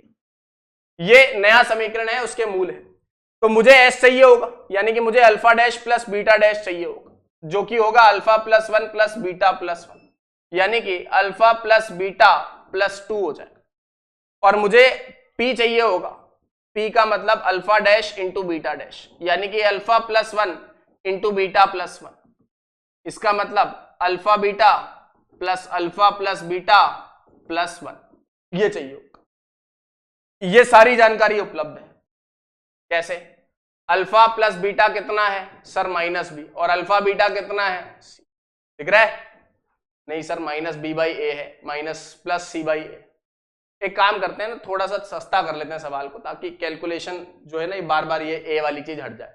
चलो मान लो ए हटा दिया मैंने, तो आपको डायरेक्टली -b मिल जाएगा, c मिल जाएगा, थोड़ा अच्छा हो जाएगा, जल्दी हो जाएगा, है ना। बाकी ए लगाओगे तो भी कोई दिक्कत नहीं है, मतलब है ना। ऐसा नहीं कहना है कि नहीं सर आपने बताई तो ऐसे ही हटा देंगे, ठीक है। तो ये हो गया x square minus s x plus p. S का वैल्यू बताओ। एस का value alpha plus beta plus 2, तो -b प्लस 2। पी का वैल्यू बताओ, alpha beta c minus b plus 1। Alpha plus beta minus b, alpha beta c, ये value यहां चिपका दो। समीकरण हो गया x square minus 2 minus b into x plus c minus b plus 1 बराबर 0। आ रहा है? मजा आ रहा है? बढ़िया सवाल है? यस सर, बढ़िया सवाल है सर। b प्लस 1 बराबर 0, ठीक है। ये मेरा आंसर आ गया, ये इस क्वेश्चन का आंसर हो गया, और ये हमें समझ में भी आ गया कि किस प्रकार से इसे हल करना है। कोई तकलीफ तो नहीं है सर? कोई भी तकलीफ नहीं है, बहुत ही आसान है। आप तो जान दो, आगे जान दे। Yes sir. चलिए बेटा अगले सवाल पे बढ़ते हैं। फिर अगला सवाल कह रहा है भाई, यदि x minus a x minus b plus सी बराबर 0 के मूल अल्फा बीटा, तो इसके मूल क्या हो? ये सवाल भी जेई में आया हुआ है। अब देखो नॉर्मली बच्चा कैसे सोचता है, बच्चे के दिमाग में कैसे चलती हैं चीजें, वो सोचता है कि सर मैं एक काम करता हूं, मैं इसको गुणनखंड कर देता हूं, a plus b into x plus a b plus सी बराबर 0। इसके मूल उसने बोला अल्फा बीटा है, मैंने कहा बहुत अच्छी बात है, वेरी गुड, सही बोल रहा हूं। अच्छा अगर अल्फा बीटा है तो अल्फा प्लस बीटा का योग कितना होगा, a प्लस बी। सर कैसे यार, कैसी बात कर रहे हो यार, अभी तो पढ़ाया है माइनस ऑफ बी बाई ए, मतलब ये पूरा का पूरा x का गुणांक माइनस के साथ उठाना है, उठा लिया, माइनस माइनस प्लस हो गया। अच्छा अल्फा बीटा होगा ए बी प्लस सी। जनता ये तो नहीं कर देगी कि केवल सी होगा अल्फा बीटा, कोई कर भी सकता है, ऐसा होता है, ऐसा कर सकते हैं बच्चे लेकिन ऐसा नहीं करना है आपको, है ना, ये पूरा का पूरा कांस्टेंट टर्म उठता है। अब ये समीकरण को जरा खोल दीजिए, ये हो गया x square minus alpha plus beta plus alpha beta minus का सी। अच्छा गुणा करना तो आता है ना आपको, यार इतना गधा तो नहीं होगे ना, नहीं सर नहीं है सर, कैसी बात कर रहे हो आप, इनको गुणा कर लेंगे हम, कर लोगे ना यार गुणा, मतलब इतना बख्श दो मुझे, ठीक है सर। तो यहां से आएगा x square minus alpha plus beta का मान रख दो, वो हो गया ए प्लस बी, यहाँ पे एक्स है, into x plus alpha beta का मान रख देते हैं a b plus c minus c बराबर जो भी है बराबर जी, ये खत्म हो गया, ये खत्म हो गया, यानी कि ये हो गया x square minus a plus b into x plus a b. इसके गुणनखंड करेंगे ना, इसके गुणनखंड करेंगे तो ये आ जाएगा x square minus a x minus b x plus a b बराबर 0। यहां से गुणनखंड किया तो x minus a into x minus b आ गया बराबर 0, मतलब एक्स का मान ए और बी आ गया, मूल हो गए ए और बी। तो ये ऑप्शन तो सही है, टिक कर दिया। लेकिन इसमें लगी 4-5 लाइनें लगी, थोड़ा मेहनत लगी। एवरेजली जनरली बच्चे ऐसे सोचते हैं, मतलब मैं भी ऐसे ही सोचता था, पहले भी ऐसे ही सोचते थे, ठीक है यार, मतलब एक बार पहली बार जब पढ़ेंगे ना तो ऐसे ही दिमाग चलता है कि यार ऐसा होगा। लेकिन अगर आपने मेरी बात पे ध्यान दिया हो, गौर किया हो, जो बातें मैंने थोड़ी देर पहले करी है, अगर आप उस चीज को सोच लो तो आपका सवाल एक लाइन में हो जाएगा। सर कैसे? आपने बोला x minus a into x minus b plus सी बराबर 0 के मूल क्या है, अल्फा और बीटा, ये है ना इसके मूल अल्फा और बीटा, बहुत अच्छी बात। इसका मतलब इसको गुणनखंड करने के बाद, इसको गुणनखंड करने के बाद, फैक्टराइज करने के बाद मुझे मिलेगा x minus alpha into x minus beta, और यहां पर 1 रहेगा क्योंकि यहां पर 1 है बेटा, यहां पर लीडिंग कोएफिशिएंट 1 है, एक्स स्क्वायर का जो गुणांक है वो 1 है, तो यहां भी एक्स स्क्वायर का गुणांक क्या होना चाहिए सर, 1 होना चाहिए। अब इस c को उधर भेज दो, बस कहानी खत्म हो गई। x minus a into x minus B बराबर x minus alpha into x minus beta minus का c, ये कहानी यही है ना, यही समीकरण पूछा है ना, इसके ही तो मूल पूछे अल्फा और बीटा की जगह, यहां पर इसके मूल a और b होगा, आ गया आंसर a और b, ठीक है। इससे एक लाइन में हो गया, आपने लिखा सीधा आंसर आ गया। ऐसे भी सही है, ऐसे भी सही है, जैसे आपको उचित लगे आप ऐसे करना चाहें कर सकते हैं, ऐसे करना चाहें कर सकते हैं, आपको कोई दिक्कत होने नहीं वाली, ठीक है सर। आगे बढ़ते हैं, अगली चीज पे चलते हैं। अगली चीज कह रही है नेचर ऑफ रूट्स। नेचर मतलब प्रकृति, मतलब स्वभाव। जैसे हो सकता है ना कोई गुस्से वाले मिजाज का होता है, कोई शांत स्वभाव का होता है, कोई बड़ी, और अलग अलग तरह के अलग अलग प्रकृति के मानव मिलते हैं, मनुष्य मिलते हैं, ठीक। तो नेचर रूट्स का, इसी तरह से मूलों की भी प्रवृत्ति होती है, नेचर होता है, वो नेचर अलग अलग टाइप का मिलता है। कैसा कैसा मिलता है, क्या क्या मिलता है, उसके बारे में चर्चा करेंगे। ये पूरी की पूरी कहानी लिखी हुई है मूलों की प्रकृति, ठीक है, मूलों की प्रकृति। मूलों की प्रकृति है nature of roots. Nature of roots से हम कुछ चीजें समझते हैं। पहली चीज ये समझिए कि x square plus B x plus सी बराबर 0 एक द्विघात समीकरण दिए हैं जिसके मूल अल्फा और बीटा है, ऐसा बोला है, और D B square minus 4ac। अब डी के हिसाब से चीजें चलेंगी, जैसा जैसा डी होगा ना वैसा वैसा आपको चीजें मिलती रहेंगी, जैसा जैसा डी होगा वैसी वैसी चीजें मिलती रहेंगी। क्या है डी? डी मतलब डिस्क्रिमिनेंट है। आपने क्वाड्रेटिक फॉर्मूला तो लिखा ही हुआ है, x बराबर minus b plus minus root d by 2a, ये लिखा था ना सूत्र। अरे श्रीधराचार्य सूत्र आपने ये लिखा था, है ना। भारत के बहुत बड़े बड़े गणितज्ञ हैं, उन लोगों ने बहुत सारी बातें बताई हुई है जो अंग्रेजों ने नहीं बताई थी पहले, है ना। बाद में उन्होंने छाप दिया, ठीक है। जैसे पाइथागोरस थ्योरम वो बोधायना प्रमेय है ना। तो अभी अपन ये वाली बात याद रखेंगे, ये श्रीधराचार्य सूत्र है। इस सूत्र से हमें यह पता चलता है कि रूट डी आता है। अब रूट डी का मतलब, डी मतलब बी स्क्वायर माइनस 4ac। अगर डी 0 हो गया, मान लो डी 0 है, ये प्लस माइनस का रट्टा ही खत्म हो गया ना। तो डी जब 0 होता है तो आता है मूल समान होते हैं, अर्थात ऐसा अल्फा बराबर बीटा बराबर माइनस b/2, तथा द्विघात व्यंजक एक रैखिक बहुपद के पूर्ण वर्ग के रूप में व्यक्त किया जा सकता है। अगर a पॉजिटिव है तो वैसे तो पूर्ण वर्ग बन जाता है। मतलब ये कहानी आप ऐसे समझ सकते हैं कि भैया अगर मैंने आपको ऐसा बोला कि भैया x माइनस 1 का होल स्क्वायर लिखा है, ये हो गया x square minus 2x plus 1 बराबर 0, इसका d निकालिएगा तो 0 आएगा। चेक कर लीजिए, बी स्क्वायर माइनस 4ac, तो 2 का वर्ग माइनस 4 इंटू 1 इंटू 1, यानी कि 4 माइनस 4 बोले तो 0 आ गया। अच्छा, ऐसे भी अगर मान लो ये बोल दिया x minus of x minus 1 का होल स्क्वायर बराबर, तो इसका मतलब ये ऐसा लिखा है minus x square plus 2x minus 1 बराबर, तो वो ये बोल रहा है ना d 0 है तो उसको रैखिक समीकरण के पूर्ण वर्ग, ये रैखिक समीकरण है, इसका पूर्ण वर्ग निकाल दिया। अरे तो गायब भी हो गया, पूर्ण वर्ग निकाल दिया। ऐसे ही ये भी रैखिक समीकरण है, लेकिन बस ये समझ रहे माइनस अगर आ जाए तो उस माइनस कॉमन लेके तो स्क्वायर बन जाएगा। तो इस कहानी को ऐसे ही समझ लेंगे कि भाई अगर ऐसा लिखा है तो माइनस कॉमन लेके स्क्वायर बना दो। तो वो यही कहना चाह रहा है आपसे कि वो एक क्या है, रैखिक व्यंजक का पूर्ण वर्ग है। अब अगर d 0 नहीं होता है तो मूल असमान है, ये बात तो ठीक है, लेकिन कब इक्वल नहीं है, वो तो बात सही है, समझ में आ रहा है। प्लस माइनस डी, एक बार प्लस डी आएगा एक बार माइनस डी आएगा, दोनों मूल समान तो हो नहीं सकते। अब ये बोल रहा है यदि d 0 हो जाए और यदि d लेस देन 0 हो जाए तब क्या होगा। जब d 0 से बड़ा हो जाए, 0 से बड़ा होने का मतलब समझ रहे हो, मूल क्या होंगे, वास्तविक होंगे। क्यों होंगे वो भी देख लेते हैं, क्यों होंगे वो भी देख लेते हैं। d है b स्क्वायर माइनस 4ac, यानी कि रूट d हमें चाहिए होता। अगर रूट के अंदर कोई धनात्मक संख्या आती है तो ये वास्तविक है, ये रियल है। अगर रूट के अंदर कोई नेगेटिव संख्या आती है तो ये इमेजिनरी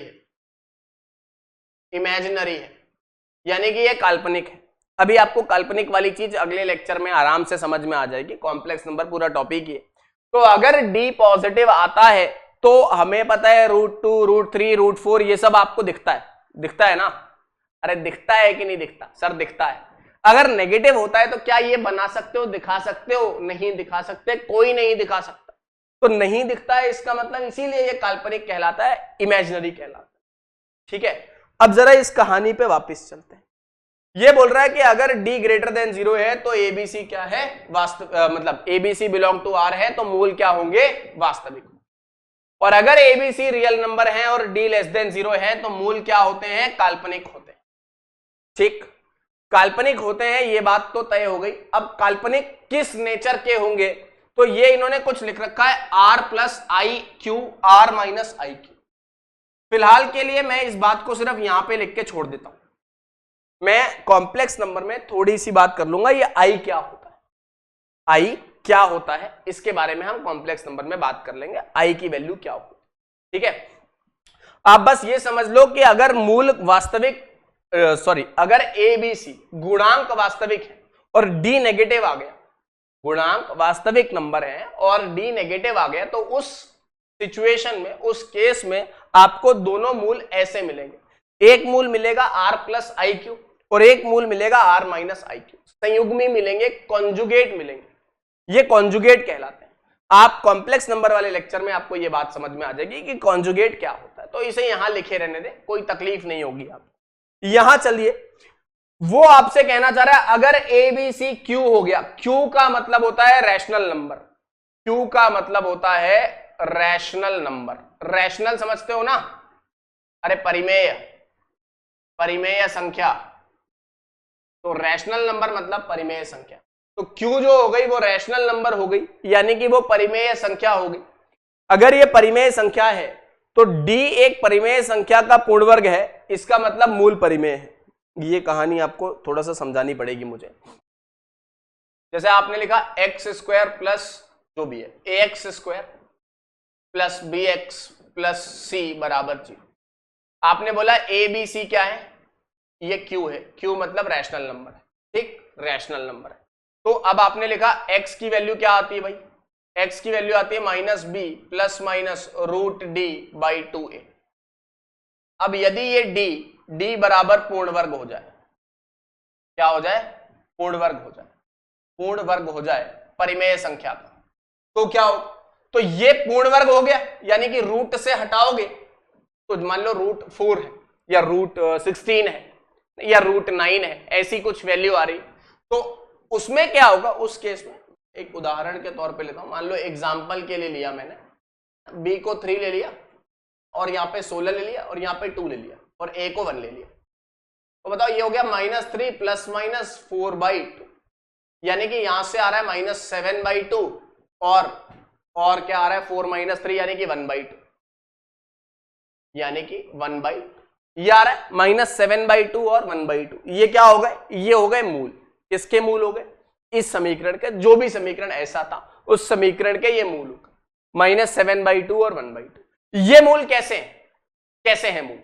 सर ये तो परिमेय लग रहे हैं, बिल्कुल परिमेय है, तो मूल भी क्या हो गए, परिमेय हो गए, मूल क्या हो गए, परिमेय हो गए, अल्फा और बीटा जो हो गए वो परिमेय हो गए। तो अगर आप इस कहानी से वाकिफ हैं, ये बहुत आसान सी कहानी है कि भैया a b c rational number हो और डी एक पूर्ण वर्ग हो जाए, अगर a b c rational number नहीं है तब डी पूर्ण वर्ग हो जाए, तो भैया मैं ये नहीं कह रहा हूं, मैं ये कह रहा हूं कि अगर a b c rational number है और डी पूर्ण वर्ग हो जाए तब तो जम जाएगा मामला। लेकिन कभी गलती से ऐसा हो जाए, वो भी केस कर लेते हैं, वो भी केस यहां साइड में बता देता हूं। मान लो यदि ऐसी सिचुएशन है x बराबर -√3 प्लस माइनस √16/2 × 1, इस केस में क्या हुआ, ये आ रहा है, ऐसे मूल आ रहे हैं, तो -3 -√3 -4/2 और -√3 प्लस 4/2, ये तो परिमेय नहीं है। ये इसलिए नहीं है क्योंकि एबीसी तीनों के तीनों को परिमेय होना चाहिए, पर ऐसा है क्या, ऐसा नहीं है। √3 एक अपरिमेय संख्या है, एक रैशनल नंबर नहीं है, इररैशनल नंबर है। √3 एक इररैशनल नंबर है, इस वजह से ऐसा हो रहा है। हो भी सकता है आपका कोई एक मूल परिमेय हो जाए, एक अपरिमेय हो जाए, ऐसा हो सकता है, ठीक। लेकिन मैंने इसके बारे में कोई बात नहीं करी है, मैंने ये बात करी है कि अगर ए बी सी परिमेय संख्याएं हैं, क्यू है तो और डी जो है वो अपना पूर्ण वर्ग है, तो ऐसा आंसर आएगा, ठीक। ये बात इन्होंने यहां पे बता दी है, कहां गया भाई, हाँ ये रहा, ठीक है, यस सर। तो ये दोनों बातें नोट कर ली, आगे चलते हैं, आगे चलते हैं। अगर ए बी सी क्यू है, क्यू को बिलोंग करता है, मतलब रैशनल नंबर है, और डी पॉजिटिव आ गया और परिमेय संख्या का पूर्ण वर्ग नहीं है, डी एक पूर्ण वर्ग परिमेय संख्या का पूर्ण वर्ग नहीं है, तो मूल कैसे आएंगे, तब अपरिमेय आएंगे, और अपरिमेय होंगे ऐसे, कॉन्जुगेट। कॉन्जुगेट का मतलब होता है संयुग्मी। कैसे होंगे सर, ये संयुग्मी होंगे, ठीक है, क्या होंगे, संयुग्मी होंगे। मूल क्या होंगे, संयुग्मी होंगे, कॉन्जुगेट होंगे। अब ये कहानी भी आपको मैं समझा देता हूं। जैसे मान लो आपने बोला कि सर मैं x² - 2x - 3 बराबर 0 है, मान -3 की जगह माइनस का 4 कर लो बराबर 0, ठीक है। इसका d निकालते हैं, जरा बताना कितना आ रहा है। d इसका आ रहा है -b प्लस माइनस यानी कि सॉरी -b का होल स्क्वायर, b² - 4ac, 4 × -4, 4 चौक 16, 16 और 4 20 आ रहा है। d का वैल्यू आ रहा है 20, d का वैल्यू 20 आ रहा है। जरा मूल निकालिए, मूल निकालते हैं, निकालिए सर। तो x बराबर minus of -2 plus minus root d बटा 2a 2 इंटू 1, यानी कि 2 plus minus root 2 root 5 by 2। 2 root 5 कैसे आया? 20 को लिखते हैं ना, 5 इंटू 4, और रूट 4 कितना होता है? 2 होता है। अरे यार रूट 4 तो 2 होता है यार, ऐसा करोगे क्या? नहीं सर ऐसा नहीं करेंगे, आप तो जान दो आगे, है ना। ये 2 हो गया, 2 कट गया, तो x का वैल्यू एक आ रहा है 1 प्लस रूट 5 और एक आ रहा है 1 माइनस रूट 5। क्या इनका स्वभाव ऐसा नहीं है? ऐसा नहीं है, ऐसा है ना। अरे r प्लस रूट क्यू और r minus root q type का नहीं है ना। तो बस कॉन्जुगेट संयुग्मी कब कब आएंगे? संयुग्मी का मतलब होता है जब आप इनको गुणा करोगे ना तो एक परिमेय संख्या आएगी, कर लो गुणा, परिमेय संख्या आएगी, ठीक है। ये होता है संयुग्मी का मतलब, ठीक। अच्छा, अब अगर आपका d नेगेटिव है और ABC रियल नंबर है, तो भी जो मूल आएंगे वो कॉम्प्लेक्स कॉन्जुगेट आएंगे, सम्मिश्र संयुग्मी आएंगे, ठीक। क्यों आएंगे? क्योंकि ABC रियल नंबर है, वास्तविक संख्या है, और D नेगेटिव है, लेस देन 0 है, इसलिए ऐसा होता है। यहां पर ABC क्या है? Q के को बिलोंग करते हैं, रैशनल नंबर है, दिख रहा है यहाँ पे, ये तीनों रैशनल है, 1 2 और -1 -2 और -4, रैशनल नंबर है, परिमेय संख्या है।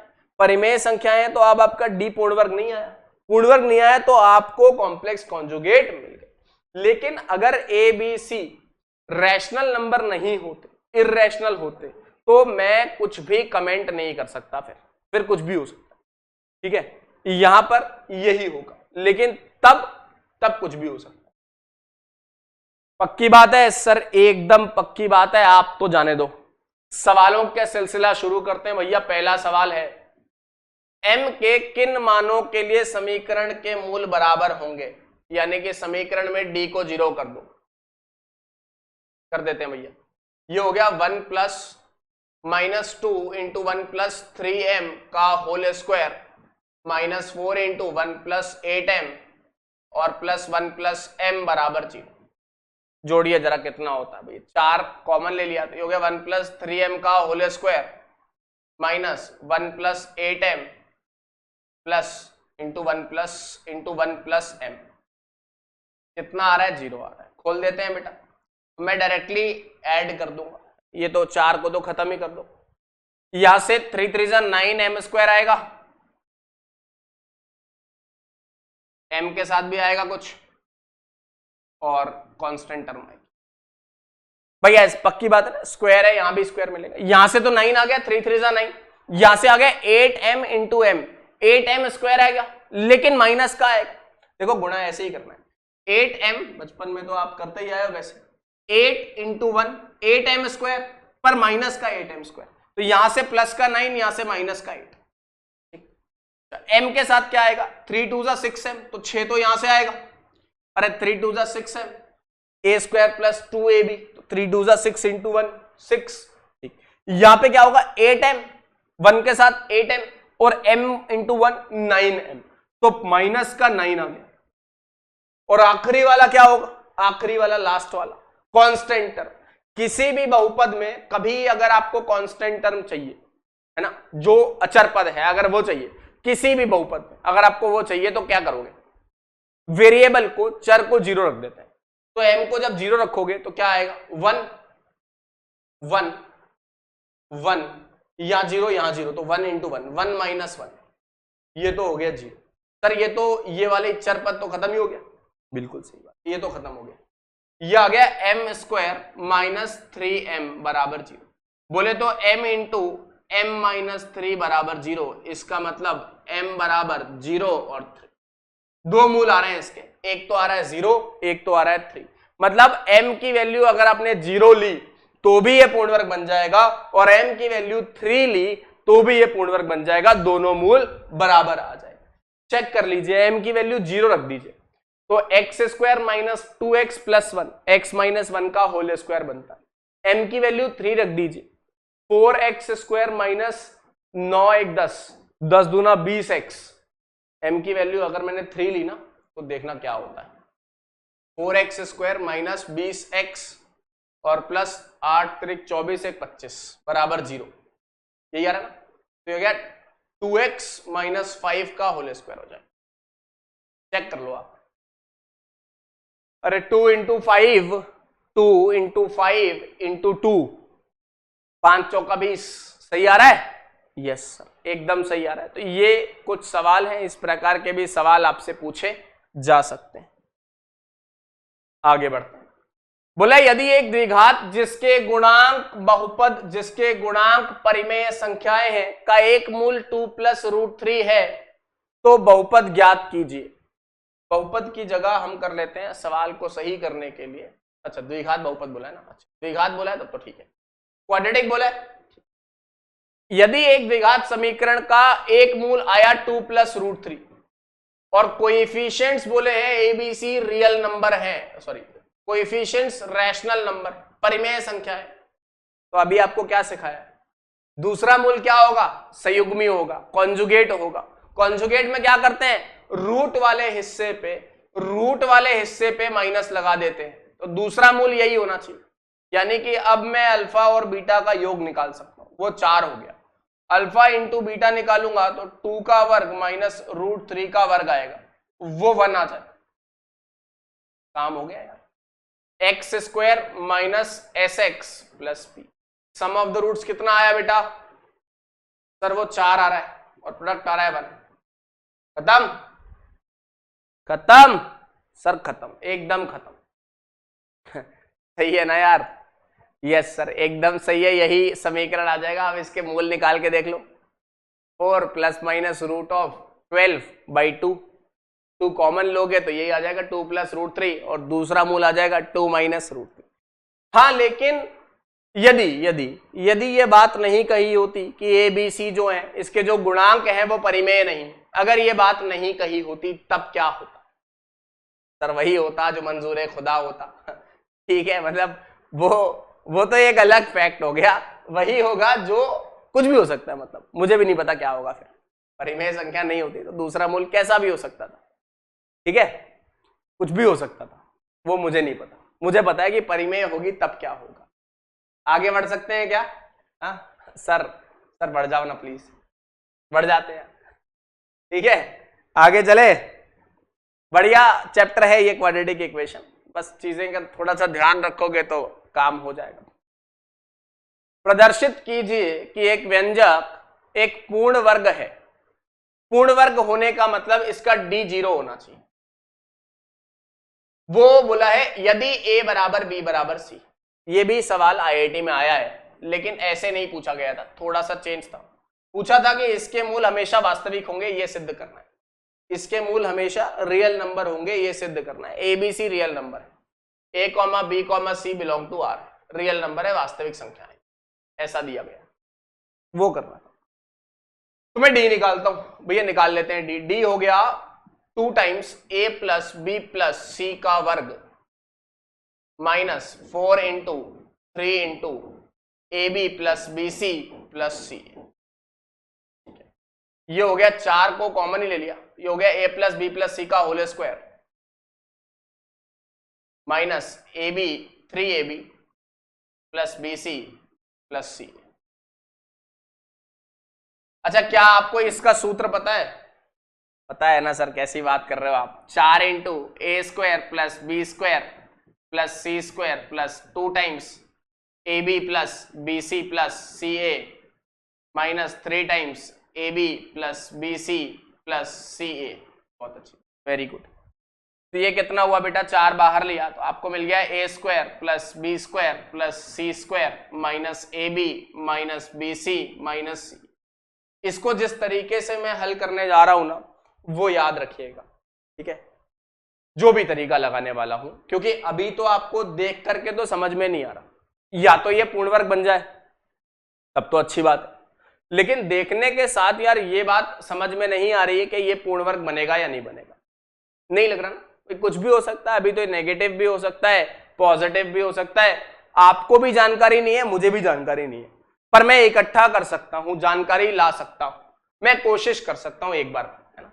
आ भी जाए, हो सकता है, क्या पता आ जाए, देखते। मैंने क्या किया, मैंने इसमें से 2 का गुणा कर दिया इधर, इसको 2 × 2 लिखा और 2 को इधर गुणा कर दिया और अब लिखा, तो ये हो गया 2 × 2a² plus 2b² plus 2c² minus 2ab minus 2bc minus 2ca बराबर 0। ये आ रहा है बेटा, यही आएगा सर, यही आएगा। अब देखो मजा, देखो a² b² c² यहां से एक a² उठाया, यहां से b² उठाया और यहां से 2ab उठाया, तो ये हो गया a माइनस b का होल स्क्वायर। यहां से एक a² उठाया, यहां से एक a² उठाया और यहां से एक c² उठाया और यहां से एक ac उठाया, तो ये हो गया a माइनस c का होल स्क्वायर। अब ऐसा देख लो, अगला वाला b माइनस सी का होल स्क्वायर और c माइनस a का होल स्क्वायर, थोड़ा अच्छा लगता है देखने में। ये वाली वैल्यू तो यहां लिख दी मैंने। अब बचा क्या, b² बच गया, c² बच गया और 2bc बच गया, वो यहां लिख दिया। ये और ये तीन पूर्ण वर्गों का योग लिखा हुआ है, ये d है। अभी इक्वल टू 0 नहीं करना, छोड़ देते हैं। अब क्या आप मुझे बता सकते हैं, क्या ये बात तय है कि d हमेशा 0 या 0 से बड़ा आएगा? बोलो हाँ या ना। आएगा सर, बिल्कुल आएगा, बिल्कुल आएगा। d हमेशा 0 या 0 से बड़ा आने वाला है। क्यों? पॉजिटिव पॉजिटिव पॉजिटिव, ये संख्या भी 0 या 0 से बड़ी, ये संख्या भी 0 या 0 से बड़ी और ये संख्या भी 0 या 0 से बड़ी, ऐड करेंगे हर समय पॉजिटिव नंबर ही मिलेगा, हर समय पॉजिटिव वैल्यू ही आने वाली है। इसका मतलब डिस्क्रिमिनेंट जो है वो ग्रेटर देन इक्वल टू 0 आ रहा है। अब क्या करें? अब बस काम हो चला है, यानी कि इसके मूल तो वास्तविक आएंगे, ये तो तय। यदि a माइनस बी बराबर 0, b माइनस सी बराबर 0 और c माइनस ए बराबर 0, तो d 0, मतलब a बराबर b बराबर c होना चाहिए। आप देखो ना, यहां से a b के बराबर आ जाएगा, b c के बराबर आ जाएगा, तो सब आपस में एक दूसरे के बराबर हो जाएंगे। अगर a b c तीनों के तीनों बराबर हो गए, तब जाके इसका डिस्क्रिमिनेंट, इसका d 0 आता है। इसका मतलब ये पूर्ण वर्ग हो जाता है, मतलब इसके मूल क्या हो जाते हैं? इक्वल हो जाते हैं। यही कहानी सिद्ध करनी थी, यही वैल्यू सिद्ध करनी थी। क्या किसी को कोई तकलीफ हो रही है? सर हमें तो कोई तकलीफ नहीं हो रही है, आप तो जान दो आगे एकदम पक्का जान दे। यस सर, के किस मान के लिए ये वाली वैल्यू एक पूर्ण वर्ग होगी? अच्छा, पूर्ण वर्ग के लिए ना a पॉजिटिव होना चाहिए, जो a है वो पॉजिटिव होना चाहिए, यानी कि 4 माइनस के धनात्मक होना चाहिए। इसका मतलब k 4 से छोटा होना चाहिए। अगर नहीं हुआ ना, तो d 0 करने पर भी हो सकता है माइनस वाले का, जैसे मैंने बताया था, माइनस का x² प्लस का 2x माइनस का 1, माइनस के साथ स्क्वायर बन रहा हो, तो वो किसी क्वांटिटी का पूर्ण वर्ग नहीं है, क्योंकि पूर्ण वर्ग करने पर नेगेटिव नंबर नहीं आता। वो उसका d भले ही 0 है, मूल बराबर है, लेकिन वो पूर्ण वर्ग नहीं हो रहा है, तो इसीलिए a पॉजिटिव लेना पड़ेगा जब भी पूर्ण वर्ग की बात आएगी। अब हमने इसको सॉल्व किया तो हमें पता है भी पूर्ण वर्ग के लिए d 0 होना चाहिए। d का मतलब 2 × k + 2 का वर्ग माइनस 4 × 4 - k × 8k + 1 बराबर 0। यहां से 4 तो उठा लिया, 2 2 4, 4 पूरा उठा लिया, तो यहां पे हो गया k + 2 का वर्ग माइनस इसके अंदर दे दिया, ये हो गया प्लस का k - 4 और यहां पे हो गया 8k + 1। आप समझ रहे हो मैंने क्या किया? मैंने इस माइनस को अंदर दे दिया ताकि ये k प्लस का लिखा हुआ रहे। अच्छा लगता है, अच्छा लगता है ना, सुकून मिलता है थोड़ा सा। तो यार ये हो गया 4 बाहर लिया, तो यार ये आ गया k² के साथ कितना आएगा बताओ? यहां से 1, यहां से 8, तो ये हो गया 1 + 8k²। k के साथ बताओ क्या आएगा? यहां से 2 2 4, 4 आएगा, यहां से 8 चौक 32 माइनस का 32 और प्लस का 1, और यहां पे कांस्टेंट टर्म क्या आएगी? k को 0 रख दो, 4 - 4, 4 - 4, कहानी हो गई खत्म। ये 4 हटा दो तो 9k² - 27 बराबर 0। 9 कॉमन लिया तो ये आ गया k² - 27k, 9 कॉमन लिया तो ये आ गया k स्क्वायर माइनस 3k बराबर 0। बोले तो k इंटू के माइनस 3, यानी कि अगर k का वैल्यू 0 है या k का वैल्यू 3 है, उस केस में ये एक पूर्ण वर्ग होगा। ठीक है, उस केस में क्या होगा, ये एक पूर्ण वर्ग होगा। देखो ये सवाल हमने अभी, ये वाला भी सवाल करा था इसी टाइप का एक और सवाल हमने यहां पर कर लिया। आप देख सकते हैं, देख लीजिए। ठीक है, k का वैल्यू अगर 0 रख देंगे तो पूर्ण वर्ग आ जाएगा। ठीक, और k का वैल्यू अगर 3 रख दोगे तो भी पूर्ण वर्ग आ जाएगा। एक्स स्क्वायर प्लस 5 दूना 10x प्लस 8 24 प्लस 1 24 25 बिल्कुल है, x प्लस 5 का होल स्क्वायर आ जाएगा। तो 0 और 3 पर ऐसा हो रहा है। चलिए आगे बढ़ते हैं। यहां पर एक और बात बोली है, ये क्वेश्चन दिया हुआ है कि a बिलोंग्स टू r है ना, a रियल नंबर, एक द्विघात समीकरण है, a के मान ज्ञात करने हैं जिनके लिए दोनों मूल वास्तविक और भिन्न हो। दोनों मूल वास्तविक और भिन्न होने के लिए डिस्क्रिमिनेंट पॉजिटिव होना चाहिए, d ग्रेटर देन 0 होना चाहिए। बस d 0 ग्रेटर देन 0 कर देते। -4 इंटू a माइनस 2 का whole square -4 into a minus 2 बराबर 0। तो यार यहां से तो मुझे मिल रहा है 4 चौक 16 कॉमन आ रहा है, यहां आ रहा है a माइनस 2 का वर्ग माइनस का a माइनस 2 बराबर 0। इधर से भी a माइनस 2 कॉमन लिया तो यहां आ गया a माइनस 2 माइनस 1 बराबर 0। अब आप गधा थोड़ी है कि इसको खोल दीजिएगा फिर फैक्टराइज कीजिएगा। जब ये खुद ही फैक्टराइज होने के लिए तैयार है तो मेहनत और मशक्कत करने की क्या आवश्यकता है, जरूरत नहीं है ना। आप a माइनस 2 सीधा ही दिख रहा है, कॉमन आ रहा है, उठा लो यार। यहाँ से a माइनस 2 बच गया, यहाँ से 1 बच गया, ये हो गया a minus 2 into a minus 3। मुझे कोई दिक्कत नहीं है, कोई आपत्ति नहीं है। अगर आप ऐसे भी करना चाहते हैं खोल करके तो कोई दिक्कत नहीं, कर लीजिए, आंसर वही आएगा। a की वैल्यू 2 इक्वल टू 0 क्यों कर दिया मैं, सॉरी ब्लेंडर हो गया, थोड़ा सा स्किप हो गया। ठीक है, ग्रेटर देन 0 चाहिए ना d, तो ये ग्रेटर देन 0 आएगा यार, ये भी ग्रेटर देन 0 आएगा, यहां से 16, ये भी ग्रेटर देन 0 आएगा, ये ग्रेटर देन 0 आएगा 16। अच्छा, पॉजिटिव संख्या को हटाया जा सकता है असमिका से? सर बिल्कुल हटाया जा सकता है। तो बस अगर हटाया जा सकता है तो यह आ गया a minus 2 into a minus 3 greater than 0। कैसे सॉल्व करते हैं बेटा, सिखाया है ना ये तो। 2 3 प्लस माइनस प्लस, काम खत्म। ये ऐसा गोलू, ये ऐसा Golu, a belongs two plus वाला चाहिए, माइनस अनंत से 2 यूनियन 3 से अनंत, आ गया आंसर। ठीक है, अब वो पूछेगा आपसे कि एक के कितने पूर्णांक मान नहीं हो सकते, तो मेरे ख्याल से 2 और 3 है ना, 2 और 3 आ रहा है, तो 2 और 3 के बीच में तो कोई पूर्णांक है ही नहीं, तो ऐसा कोई पूर्णांक मान है ही नहीं जिसके लिए ये बात सत्य ना हो। कुछ और भी पूछ सकता है, ठीक है, बहुत सारी वैल्यू, सॉरी ऐसा पूर्णांक मान मिलेगा, 2 भी मिलेगा और 3 भी मिलेगा।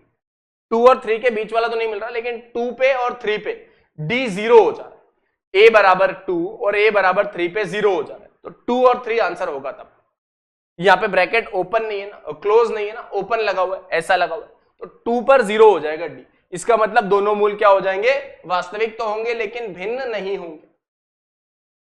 ठीक है, आप देखिए a बराबर 2 रखिएगा तो खत्म हो जाएगा, एक्स स्क्वायर बराबर 0, दोनों मूल 0 0 हो गए। 3 रख दीजिए तो भी यही हाल होगा, 3 रखेंगे तो 3 माइनस 2 1 हो गया, तो 4x square minus 4x plus 1, फिर से पूर्ण वर्ग, तो 2 और 3 तब नहीं आएगा। ठीक, ऐसे करके आपसे कुछ सवाल पूछे जा सकते हैं। चलिए अब हम आगे बढ़ेंगे ग्राफ ऑफ क्वाड्रेटिक एक्सप्रेशंस, इसके ग्राफ के बारे में चर्चा करते हैं। तो 6 ग्राफ होते हैं, बेसिकली 6 मूल तरीके के क्वाड्रेटिक इक्वेशंस होते हैं जिनके 6 ग्राफ आते हैं। मैं 6 के 6 पढ़ा देता हूं, आप फिर 2-4 सवाल करेंगे उसके ऊपर, और बस इसके बाद ये टॉपिक एंड हो जाएगा। क्या बोल रहे हैं, द्विघात व्यंजक का आरेख, graph of quadratic equation, y बराबर एफ एक्स बराबर a x square plus B x plus सी बराबर 0, ऐसा लिखा है मान लो। और यहां पे हमने क्या किया, हमने इसको ऐसा, ये कुछ इन्होंने कहानी बताई हुई है कि भैया ऐसा कुछ है, y plus D by 4a बराबर a into x plus b by 2a का होल स्क्वायर। ये कहानी वैसे ही आएगी जैसे मैंने आपको पहले शुरू में कराया था चेक करके, भैया अगर आपको जीरो लाना है तो जीरो मूल कैसे आते हैं, वहां से ये चीज निकल के आती है। ठीक, ये चीज निकल के आई ना, इससे क्या हुआ, इससे ध्यान से देखना, ये वाली वैल्यू कुछ ऐसी आ रही है, y बराबर a times x plus b by 2a का whole square minus d by 4। अब यदि a पॉजिटिव है, यदि a पॉजिटिव है तो जब ये जीरो होगा, जब ये जीरो होगा तो इसका न्यूनतम मान आएगा, मिनिमम वैल्यू आएगी। रेंज और डोमेन में पढ़ाया था ना, इसकी मिनिमम वैल्यू तब आएगी जब ये जीरो हो जाएगा, वरना ये बढ़ता रहेगा तो वैल्यू बढ़ती रहेगी। तो न्यूनतम मान तब आएगा जब ये जीरो हो जाएगा, तो उसकी न्यूनतम वैल्यू माइनस डी बाई 4 होगी। वो वर्टेक्स कहलाता है, किसका, इस द्विघात समीकरण का, इस पैराबोला। इसका ग्राफ एक परवलय होता है, पैराबोला होता है। क्या होता है, पैराबोला। सर अब ये पैराबोला क्या होता है, नई चीज आ गई, हमें समझ में नहीं आ रहा। आप कोई पत्थर उठा के फेंकते हैं तो जो पाथ ट्रेस करता है, जैसे चलता है वो परवलय के आकार का होता है। ठीक है, आप ऐसा समझ लीजिए, सबसे सिंपल उदाहरण है, आपका मन करे आप पत्थर उठाइए, ऐसे तिरछे एंगल पे फेंक दीजिए, किसी कोण पे फेंक दीजिए, ऐसे करके, ऐसे। ठीक है, तो मतलब अगर मार्कर ही फेंकू, ये वाला मार्कर ही फेंकू, तो ऐसा कुछ पाथ बनाएगा। जो भी पाथ बनाएगा वो पाथ परवलय का आकार लेता है। ठीक है, वैसा होता है पैराबोला। बहुत सारी प्रॉपर्टीज होती हैं, हमें कोनिक सेक्शन भी पढ़ना है। ठीक है, बहुत कुछ पढ़ना है सर। शीर्ष, शीर्ष का मतलब होता है वर्टेक्स।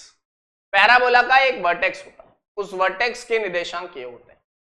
अब मैं आपको ना ग्राफ बताता हूं, फिर हम डिसाइड करेंगे क्या क्या चीज क्या क्या होती है। तो मैं पहले 3 ग्राफ बना रहा हूं a ग्रेटर देन 0 के लिए। हमने a 0 से बड़ा ले लिया, 1, 2 और 3, 1, 2 और 3 हिस्सों में बना रहा हूं। यदि a पॉजिटिव है तो पहला केस हो गया जब d 0 से बड़ा है। इसका मतलब दोनों मूल कैसे हो गए, कैसे हो गए सर, दोनों मूल वास्तविक हो गए और दोनों मूल क्या हो गए, भिन्न हो गए, डिस्टिंक्ट हो गए।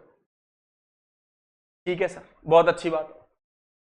जब भी ऐसी स्थिति आती है, a ग्रेटर देन 0 का मतलब होता है माउथ अपवर्ड, या मैं इसको हिंदी में ही लिख देता हूं, अपन ऐसा समझ लेते हैं, मुंडी ऊपर, मुंडी ऊपर, मुंडी ऊपर। ठीक, मुंडी ऊपर का मतलब वो कुछ ऐसा नजर आएगा, ऐसा, इस तरह का, ऐसा करके, ऐसा करके। जहां पर जो फंक्शन है, जो भी पैराबोला है, जो भी द्विघात समीकरण है, उसका जो ग्राफ बना रहे हो द्विघात बहुपद का, वो बहुपद का ग्राफ जहां पर भी एक्स अक्ष को कट करेगा वो उसके मूल होते हैं। क्यों sir, very good question, you are a very good question. देखो कैसे, आपने इसको ऐसे बना दिया, बोले ये बन गया सर, ये कहलाता है कोना। इसका x कोऑर्डिनेट होता है माइनस बी बाई 2a और ये होता है माइनस डी बाई 4a। ये कहलाता है कोना, ये वर्टेक्स है। यहां से अगर मैं पैराबोला को आधा आधा काट दूं तो दोनों तरफ समान चीज नजर आएगी। एक शीशा लगा हुआ है, उस शीशे के इधर और उधर दोनों तरफ सेम चीज नजर आएगी। पैराबोला में अगर मैंने इसको ऐसा काटा तो इधर और इधर दोनों तरफ सेम चीज नजर आएगी। ये हो गया परवलय, ये इसका वर्टेक्स है, कोना है, जिसका x coordinate minus b by 2 है और y coordinate minus d by 4a है। अब आपसे बोला है d ग्रेटर देन 0 है, तो जहां जहां ये y एक्सिस को कट करेगा, सॉरी x एक्सिस को कट करेगा, वो इसके मूल होंगे। क्या होंगे, मूल, उसके रूट्स होंगे, उसके जीरोस होंगे। ऐसा क्यों हो रहा है, ऐसा इसलिए हो रहा है क्योंकि ये y बराबर fx है ना, यानी कि, और y बराबर ax square plus bx plus c हो रहा है। यही हो रहा है, यही हो रहा है, यस सर यही हो रहा है, बिल्कुल यही हो रहा है।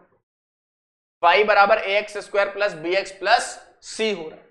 उससे क्या हो रहा है, उससे अगर y 0 हो रहा है, मतलब y एक्सिस जो है y एक्सिस वाले पॉइंट पे, यहाँ पे ये 0 मिल रहा है, 0 पे x की वैल्यू ये आ रही है और ये आ रही है। मतलब अगर आप y को 0 कर दो, समीकरण को ही 0 कर दो, तो ये दोनों वैल्यूज आएंगी, इसलिए ये मूल होता है। अब तो ठीक है, ठीक है सर, अब ठीक है सर। अगली चीज, अगर d लेस देन 0 है, d इक्वल टू 0 कर लेते, d 0 के बराबर है और a अभी भी पॉजिटिव है, तो मुंडी तो अभी भी ऊपर खुल रही है। मुंडी खुलने के साथ साथ क्या हो रहा है, मुंडी ऊपर खुलने के साथ साथ क्या हो रहा है, d 0 है, मतलब दोनों मूल क्या हो जाएंगे, समान हो जाएंगे। इस बार क्या होगा, माइनस b/2a, d तो 0 है, ये 0। अरे d 0 है तो वर्टेक्स पे d 0 रखोगे तो ये हो जाएगा ना 0, यहीं पे आ जाएगा ना, और x यही रहा, इसका मतलब दोनों मूल क्या हो गए, समान हो गए। तीसरी कंडीशन, यदि d नेगेटिव हो जाए, यदि d नेगेटिव हो जाए फिर क्या होगा। अगर डिस्क्रिमिनेंट नेगेटिव है, अगर डिस्क्रिमिनेंट नेगेटिव है, d नेगेटिव है, तो क्या ये परवलय कभी भी y x एक्सिस को, कभी भी x एक्सिस को काटेगा क्या, कट कर पाएगा क्या? सर नहीं कर पाएगा। क्यों? क्योंकि इसके मूल ही नहीं आ रहे, मूल नहीं आ रहे, वास्तविक मूल है ही नहीं, तो क्या ये कभी x एक्सिस को काटेगा? कभी नहीं काटेगा, यानी कि ये कहीं ऊपर से ऐसे बह जाएगा, ऐसे चला जाएगा, ऐसे कुछ ऊपर से कहीं ऐसे कुछ चला जाएगा, लेकिन इसका वर्टेक्स अभी भी वही रहेगा, माइनस b/2a, माइनस d/4, ये तो अभी भी वही रहेगा। ये परवलय ऊपर से चला जाएगा, और ये एक इंपॉर्टेंट केस होता है, इसलिए क्योंकि यहां पर y हमेशा ग्रेटर देन 0। y का मतलब आप x को जो मर्जी रखना चाहो रखो, जो भी रियल नंबर रखना चाहो रख दो, 1 2 5 7 20 25 करोड़ 2 करोड़ जो रखना रखो, माइनस में रखना रखो। जब भी आप रखोगे, जैसे मान लो आपने ये वाली वैल्यू रखी, तो यहां से इस पे ये आंसर मिलता है, ये वाली वैल्यू रखी, इस पे ये आंसर मिलेगा, ये रखा यहां पे ये आंसर मिलेगा, ये रखा यहां पे ये आंसर मिलेगा।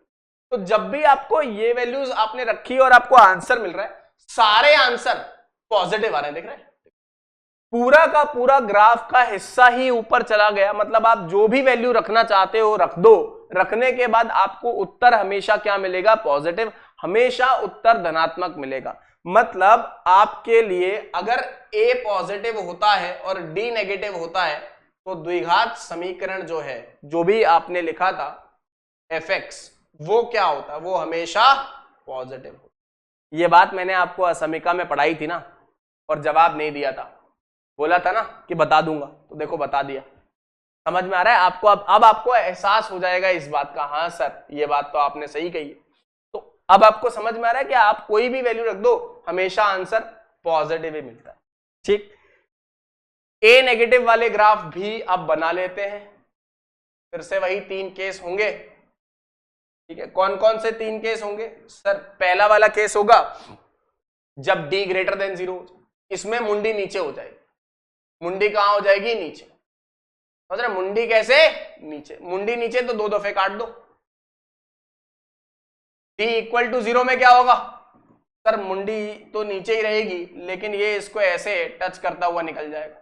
इस बार भी वर्टेक्स जो होगा ना बेटा, वो वही रहेगा, वर्टेक्स बदलेगा नहीं। कोना जो है, जहां से पैराबोला को आप आधा आधा काट करके अपने घर ले जाओ, सर अपने घर नहीं लेके जाएंगे, आधा कट करेंगे तो शीशा लगाएंगे, तो इधर वाली हिस्सा और इधर वाला हिस्सा कॉमन सेम दिखेगा, एक जैसे, मतलब मिरर इमेज दिखेगी इसकी, ठीक है, प्रतिबिंब दिखेगा इसका। और अंतिम में यदि d लेस देन 0 है, तो क्या ये कभी इस एक्सिस को कट करेगा? सर कभी नहीं, कभी नहीं, नहीं नहीं सर कभी नहीं, कभी नहीं ना। यस सर, बिल्कुल सही बात है सर, कभी नहीं कट करेगा। तो कोना तो अभी भी वही रहा, माइनस b/2a, माइनस d/4a, ठीक है। वर्टेक्स अभी भी बदला नहीं है, वो वही है, ठीक। बस इधर पे ये हो गया है कि y हमेशा नेगेटिव होगा।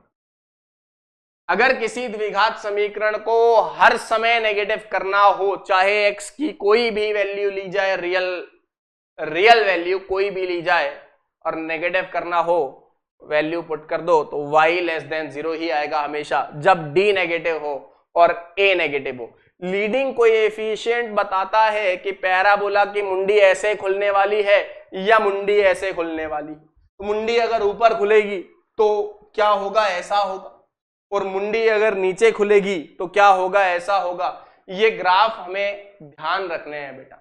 इसके बिहाफ पे, इसके हिसाब से कुछ सवाल मैं आपको करवा देता हूं।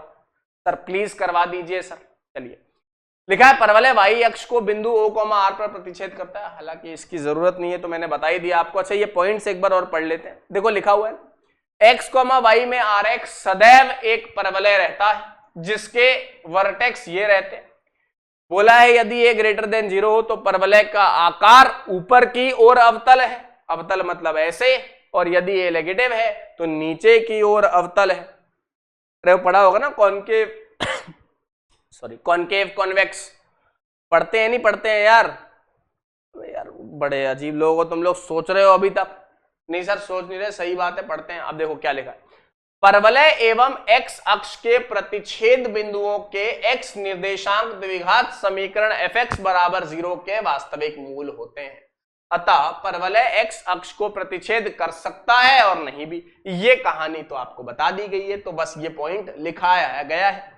मेरी लिखावट थोड़ा सा मतलब ठीक तो है, लेकिन समझने के लिए हो सकता है कई बार बच्चे को लगे सर क्या लिख दिया, जाने क्या लिख दिया, खुद ही नहीं पढ़ पा रहे। ठीक है, तो ये नोट पॉइंट लिख लिया गया। सवाल कर ले, कर लीजिए सर। पहला सवाल है कि यदि C नेगेटिव है, ये वाला जो C है ना, ये वाला C, छोटू वाला C, ये नेगेटिव है और ऐसा है, इसका कोई वास्तविक मूल नहीं है, तब सिद्ध कीजिए कि a माइनस बी प्लस सी जो है वो लेस देन 0 होगा। अब ऐसे सवालों को कैसे डील किया जाता है? बच्चा फैल गया, बोले सर मुझे तो नहीं आ रहा, आप तो बता दो, बस बता दो सर, बता दें, बता दीजिए सर। ठीक है भाई, आग जलाता है, पानी बुझाता है और झा समझाता है। देखिए यदि c लेस देन 0 है और एवं ax square plus bx plus c बराबर 0, इसका कोई भी वास्तविक मूल नहीं है, इससे क्या सीख मिलती है? इसका d नेगेटिव है। बहुत अच्छी बात, d क्या है? नेगेटिव। अब अगर d नेगेटिव है तो पैराबोला ऐसा और ऐसा बन सकता है। थोड़ी देर के लिए मैं इसको fx मान रहा हूं। क्या मान रहा हूं? ax square plus bx plus c। और मैंने बोला कि पैराबोला या तो ऐसा बनेगा या फिर ऐसा बनेगा। क्या इस बात में कोई शक, शंका, डाउट है? कोई डाउट है इस बात पे? सर कोई भी डाउट नहीं भाई, d नेगेटिव है ना, तो दो ही तो केस बनेंगे, या तो पूरा का पूरा ऊपर रहेगा या पूरा का पूरा नीचे रहेगा। अब दूसरी कंडीशन दी है c नेगेटिव, ये हमें क्या बताती है? सर ये क्या बताएगी बेचारी? ये बता रही है कि c नेगेटिव है। c तो वैसे भी नेगेटिव है यार। आप जब x को 0 रखोगे तो f ऑफ 0 आता है c। चेक कर ले, मैंने बताया भी था कि जब आप x की जगह 0 डालते हैं तो f ऑफ 0 c आ जाता है। मतलब कांस्टेंट टर्म निकालने के लिए बहुपद में वेरिएबल को 0 डाल देते हैं। तो f ऑफ 0 अगर c आ गया तो यहां पे मैंने 0 डाल दिया, ये हो गया 0, c, तो ये भी वैल्यू मिल गई, ये हो गया 0, c। यहां पे c धनात्मक है, यहां पे c ऋणात्मक है। बताओ कौन सा ग्राफ होगा? ये वाला बनेगा या ये वाला बनेगा? सर c ऋणात्मक है यानी ये वाला बनेगा। बहुत अच्छी बात है, ये नहीं बनेगा। बिल्कुल सही बोल रहे हो आप, एकदम सही। मतलब ये हटा दो, ये बच गए। पर अभी भी सवाल सॉल्व नहीं हुआ। सर कैसा सवाल पूछ लिए हो, कैसा सवाल पूछ लिए हो सर कि सॉल्व ही नहीं हो रहा है। ठीक है, अभी रुक जाओ। अब a minus b plus c, a minus b plus c क्या कभी लाया जा सकता है? क्या a minus b plus c कभी लाया जा सकता है? x की जगह यदि मैंने -1 रखा तो ये आएगा a इंटू -1 का वर्ग plus b into -1 plus c, यानी कि a माइनस बी प्लस सी। इसका मतलब अगर पैराबोला ऐसा बन रहा है, नीचे की तरफ जा रहा है हमेशा, तो वो x के किसी भी मान के लिए ऋणात्मक है। मतलब अगर मैं x की जगह -1 रखूं तो यहां पर कहीं आए तो f ऑफ -1 भी ऋणात्मक है। इसका मतलब a माइनस बी प्लस सी भी ऋणात्मक हो। क्या आंसर आएगा? सिद्ध करना था, सिद्ध कर लिया भाई। बढ़िया है ना सवाल? मजा आ रहा है ना? यस सर, एकदम बढ़िया सर। आगे जान दो। सेम सवाल है, सेम सवाल है, लेकिन बस ये चीज का अंतर है। तो वापस fx को याद करिए, वो लिखा है ax square plus B x plus c. क्या फीलिंग आ रही है देख के? सर इसको देखा तो ऐसा लगा कि x की जगह 3 रखना चाहिए। बिल्कुल सही बात। इसे देखा तो ऐसा लगा जैसे a की जगह x की जगह 3 रख दिया जाए तो मेरा काम बन जाए। तो ये हो गया 9a² 9a plus 3b plus C, ये भी नेगेटिव होगा। हो गया? यस सर, हो गया सर। अगले सवाल पे चलते। एग्जाम्पल नंबर 2 में बोला है यदि इस समीकरण का कोई वास्तविक मूल नहीं है तो a into a plus b plus c का चिन्ह ज्ञात करें। अगर आपने आराम से इत्मीनान से समझा है तो आप ये बिल्कुल पता कर सकते हैं। कैसे पता करेंगे सर? देखिए, मूल वास्तविक नहीं है, बिल्कुल सही बात है। डी नेगेटिव है, जी सर, तो 2 हिस्से हो सकते हैं सर, बिल्कुल 2 हिस्से हो सकते हैं। अरे बोलो भैया, 2 बातें हो सकती हैं इसमें किसी और चीज में नहीं है भाई, ठीक है? इसमें 2 बातें हो सकती हैं, या तो ऐसा होगा या ऐसा होगा। सर जैसा भी होगा अच्छा होगा, सवाल का आंसर तो आ ही जाएगा। हाँ तो वैसे भी जाएगा यार, ax² पर आपसे आएगा या नहीं आएगा, ये बात के ऊपर आपका आगे का चीज डिपेंड करता है कि आपसे हो जाना चाहिए सवाल, है ना? क्वेश्चन तो ठीक है, आंसर तो आएगा ही, बट आपसे वो क्वेश्चन होना चाहिए। ये लिखा हुआ है ऐसा और ये ऐसा, यहां पे मुझे पता है कि मुंडी जो है वो ऊपर खुल रही है, ठीक, और यहां पे मुझे पता है मुंडी जो है वो नीचे खुल रही है। बहुत अच्छी बात। और अगर मैं थोड़ा सा हिसाब किताब लगाता हूं कि f ऑफ x को मान लेता हूं ax² plus B x plus c, तो f ऑफ 1 क्या आ रहा है? f ऑफ 1 सर वो आ रहा है a प्लस बी प्लस। बहुत अच्छी बात है, वेरी गुड, बहुत बढ़िया बालक हो तुम लोग, सब कुछ बता देते हो, बहुत इंटेलिजेंट हो, अब गधा नहीं हो तुम लोग, इंटेलिजेंट हो। देखो यहां पे कहीं x की वैल्यू 1 रखी, ये कोई वैल्यू हो गई f ऑफ 1। अब आपको पता है f ऑफ 1 धनात्मक है और a भी धनात्मक है, इसका मतलब a इंटू एफ ऑफ 1 ये धनात्मक आया नहीं आया? भैया दोनों पॉजिटिव नंबर है, गुणा किया पॉजिटिव आ गया, आ गया? अरे आया सर, आ रहा है सर, आ रहा है, जान दो आप तो सर जान दीजिए। अच्छा ठीक है, जाने देते हैं। यहां पर अगर आपने x की जगह 1 डाल दिया, ये हो गया f ऑफ 1, ये हो गया ऋणात्मक और a ऋणात्मक है, इसका मतलब a को f ऑफ 1 के साथ गुणा कीजिएगा तो धनात्मक मिल जाए। ये कैसे हो गया सर? यार एकदम गधा हो क्या है? अगर आप इन दोनों का गुणा करेंगे, 2 नेगेटिव नंबर्स का गुणा करेंगे, क्या आंसर आता है? क्या आता है? पॉजिटिव। तो 2 नेगेटिव को गुणा किया पॉजिटिव आ गया, 2 नेगेटिव को गुणा किया पॉजिटिव आ गया, तो ये बात है। अच्छा सर इसका मतलब ये है कि अगर हम नहीं पढ़ेंगे, हमारा दोस्त भी नहीं पढ़ेगा, तो दोनों मिलाकर पास हो जाएंगे? ऐसा नहीं है, वो वाले नेगेटिव अलग है, ये वाला नेगेटिव अलग है, ठीक है? वो नेगेटिव तो आपको नेगेटिव में ही लेके जाएगा, ठीक है? a इंटू एफ ऑफ 1 मतलब इसका चिन्ह जो कुछ भी हो जाए, चाहे जो हो जाए, आंसर हमेशा दोनों का गुणा करने पर पॉजिटिव ही मिलेगा। चाहे जो हो जाए, चाहे जो हो जाए, आंसर हमेशा क्या मिलेगा? पॉजिटिव मिलेगा। ठीक है बेटा, तो चलिए इसी के साथ इस कक्षा का अंत किया जाए। ये आपको एक वही वाला श्लोक है जो आपको ये याद दिलाता रहता है हर बार कि आपका जो जीवन है वो सभी रत्नों में से कीमती है और उसका एक भी क्षण वेस्ट करना आपके लिए पाप है, महापाप है ना? आपके जीवन में आपके लिए सबसे ज्यादा जरूरी आपकी पढ़ाई है, आपकी विद्या है, विद्या में मन लगाएं, कहीं और मन लगाने की जरूरत नहीं है, ठीक? अगर विद्या में मन लगने लगेगा ना तो कहीं और मन वैसे भी नहीं लगना, ठीक है? सर मन बड़ा चंचल है, अब चंचल है तो यार उसको समझाओ, है ना? उसको बोलो कि भैया आगे बढ़ना है, हमें आगे बढ़ना है, तो हर समय आपको तैयार रहना पड़ेगा, ठीक है? प्लीज पढ़ाई करते रहें। अगले लेक्चर में फिर मुलाकात होगी, कॉम्प्लेक्स नंबर, वो भी एक इंपॉर्टेंट टॉपिक है, ठीक है?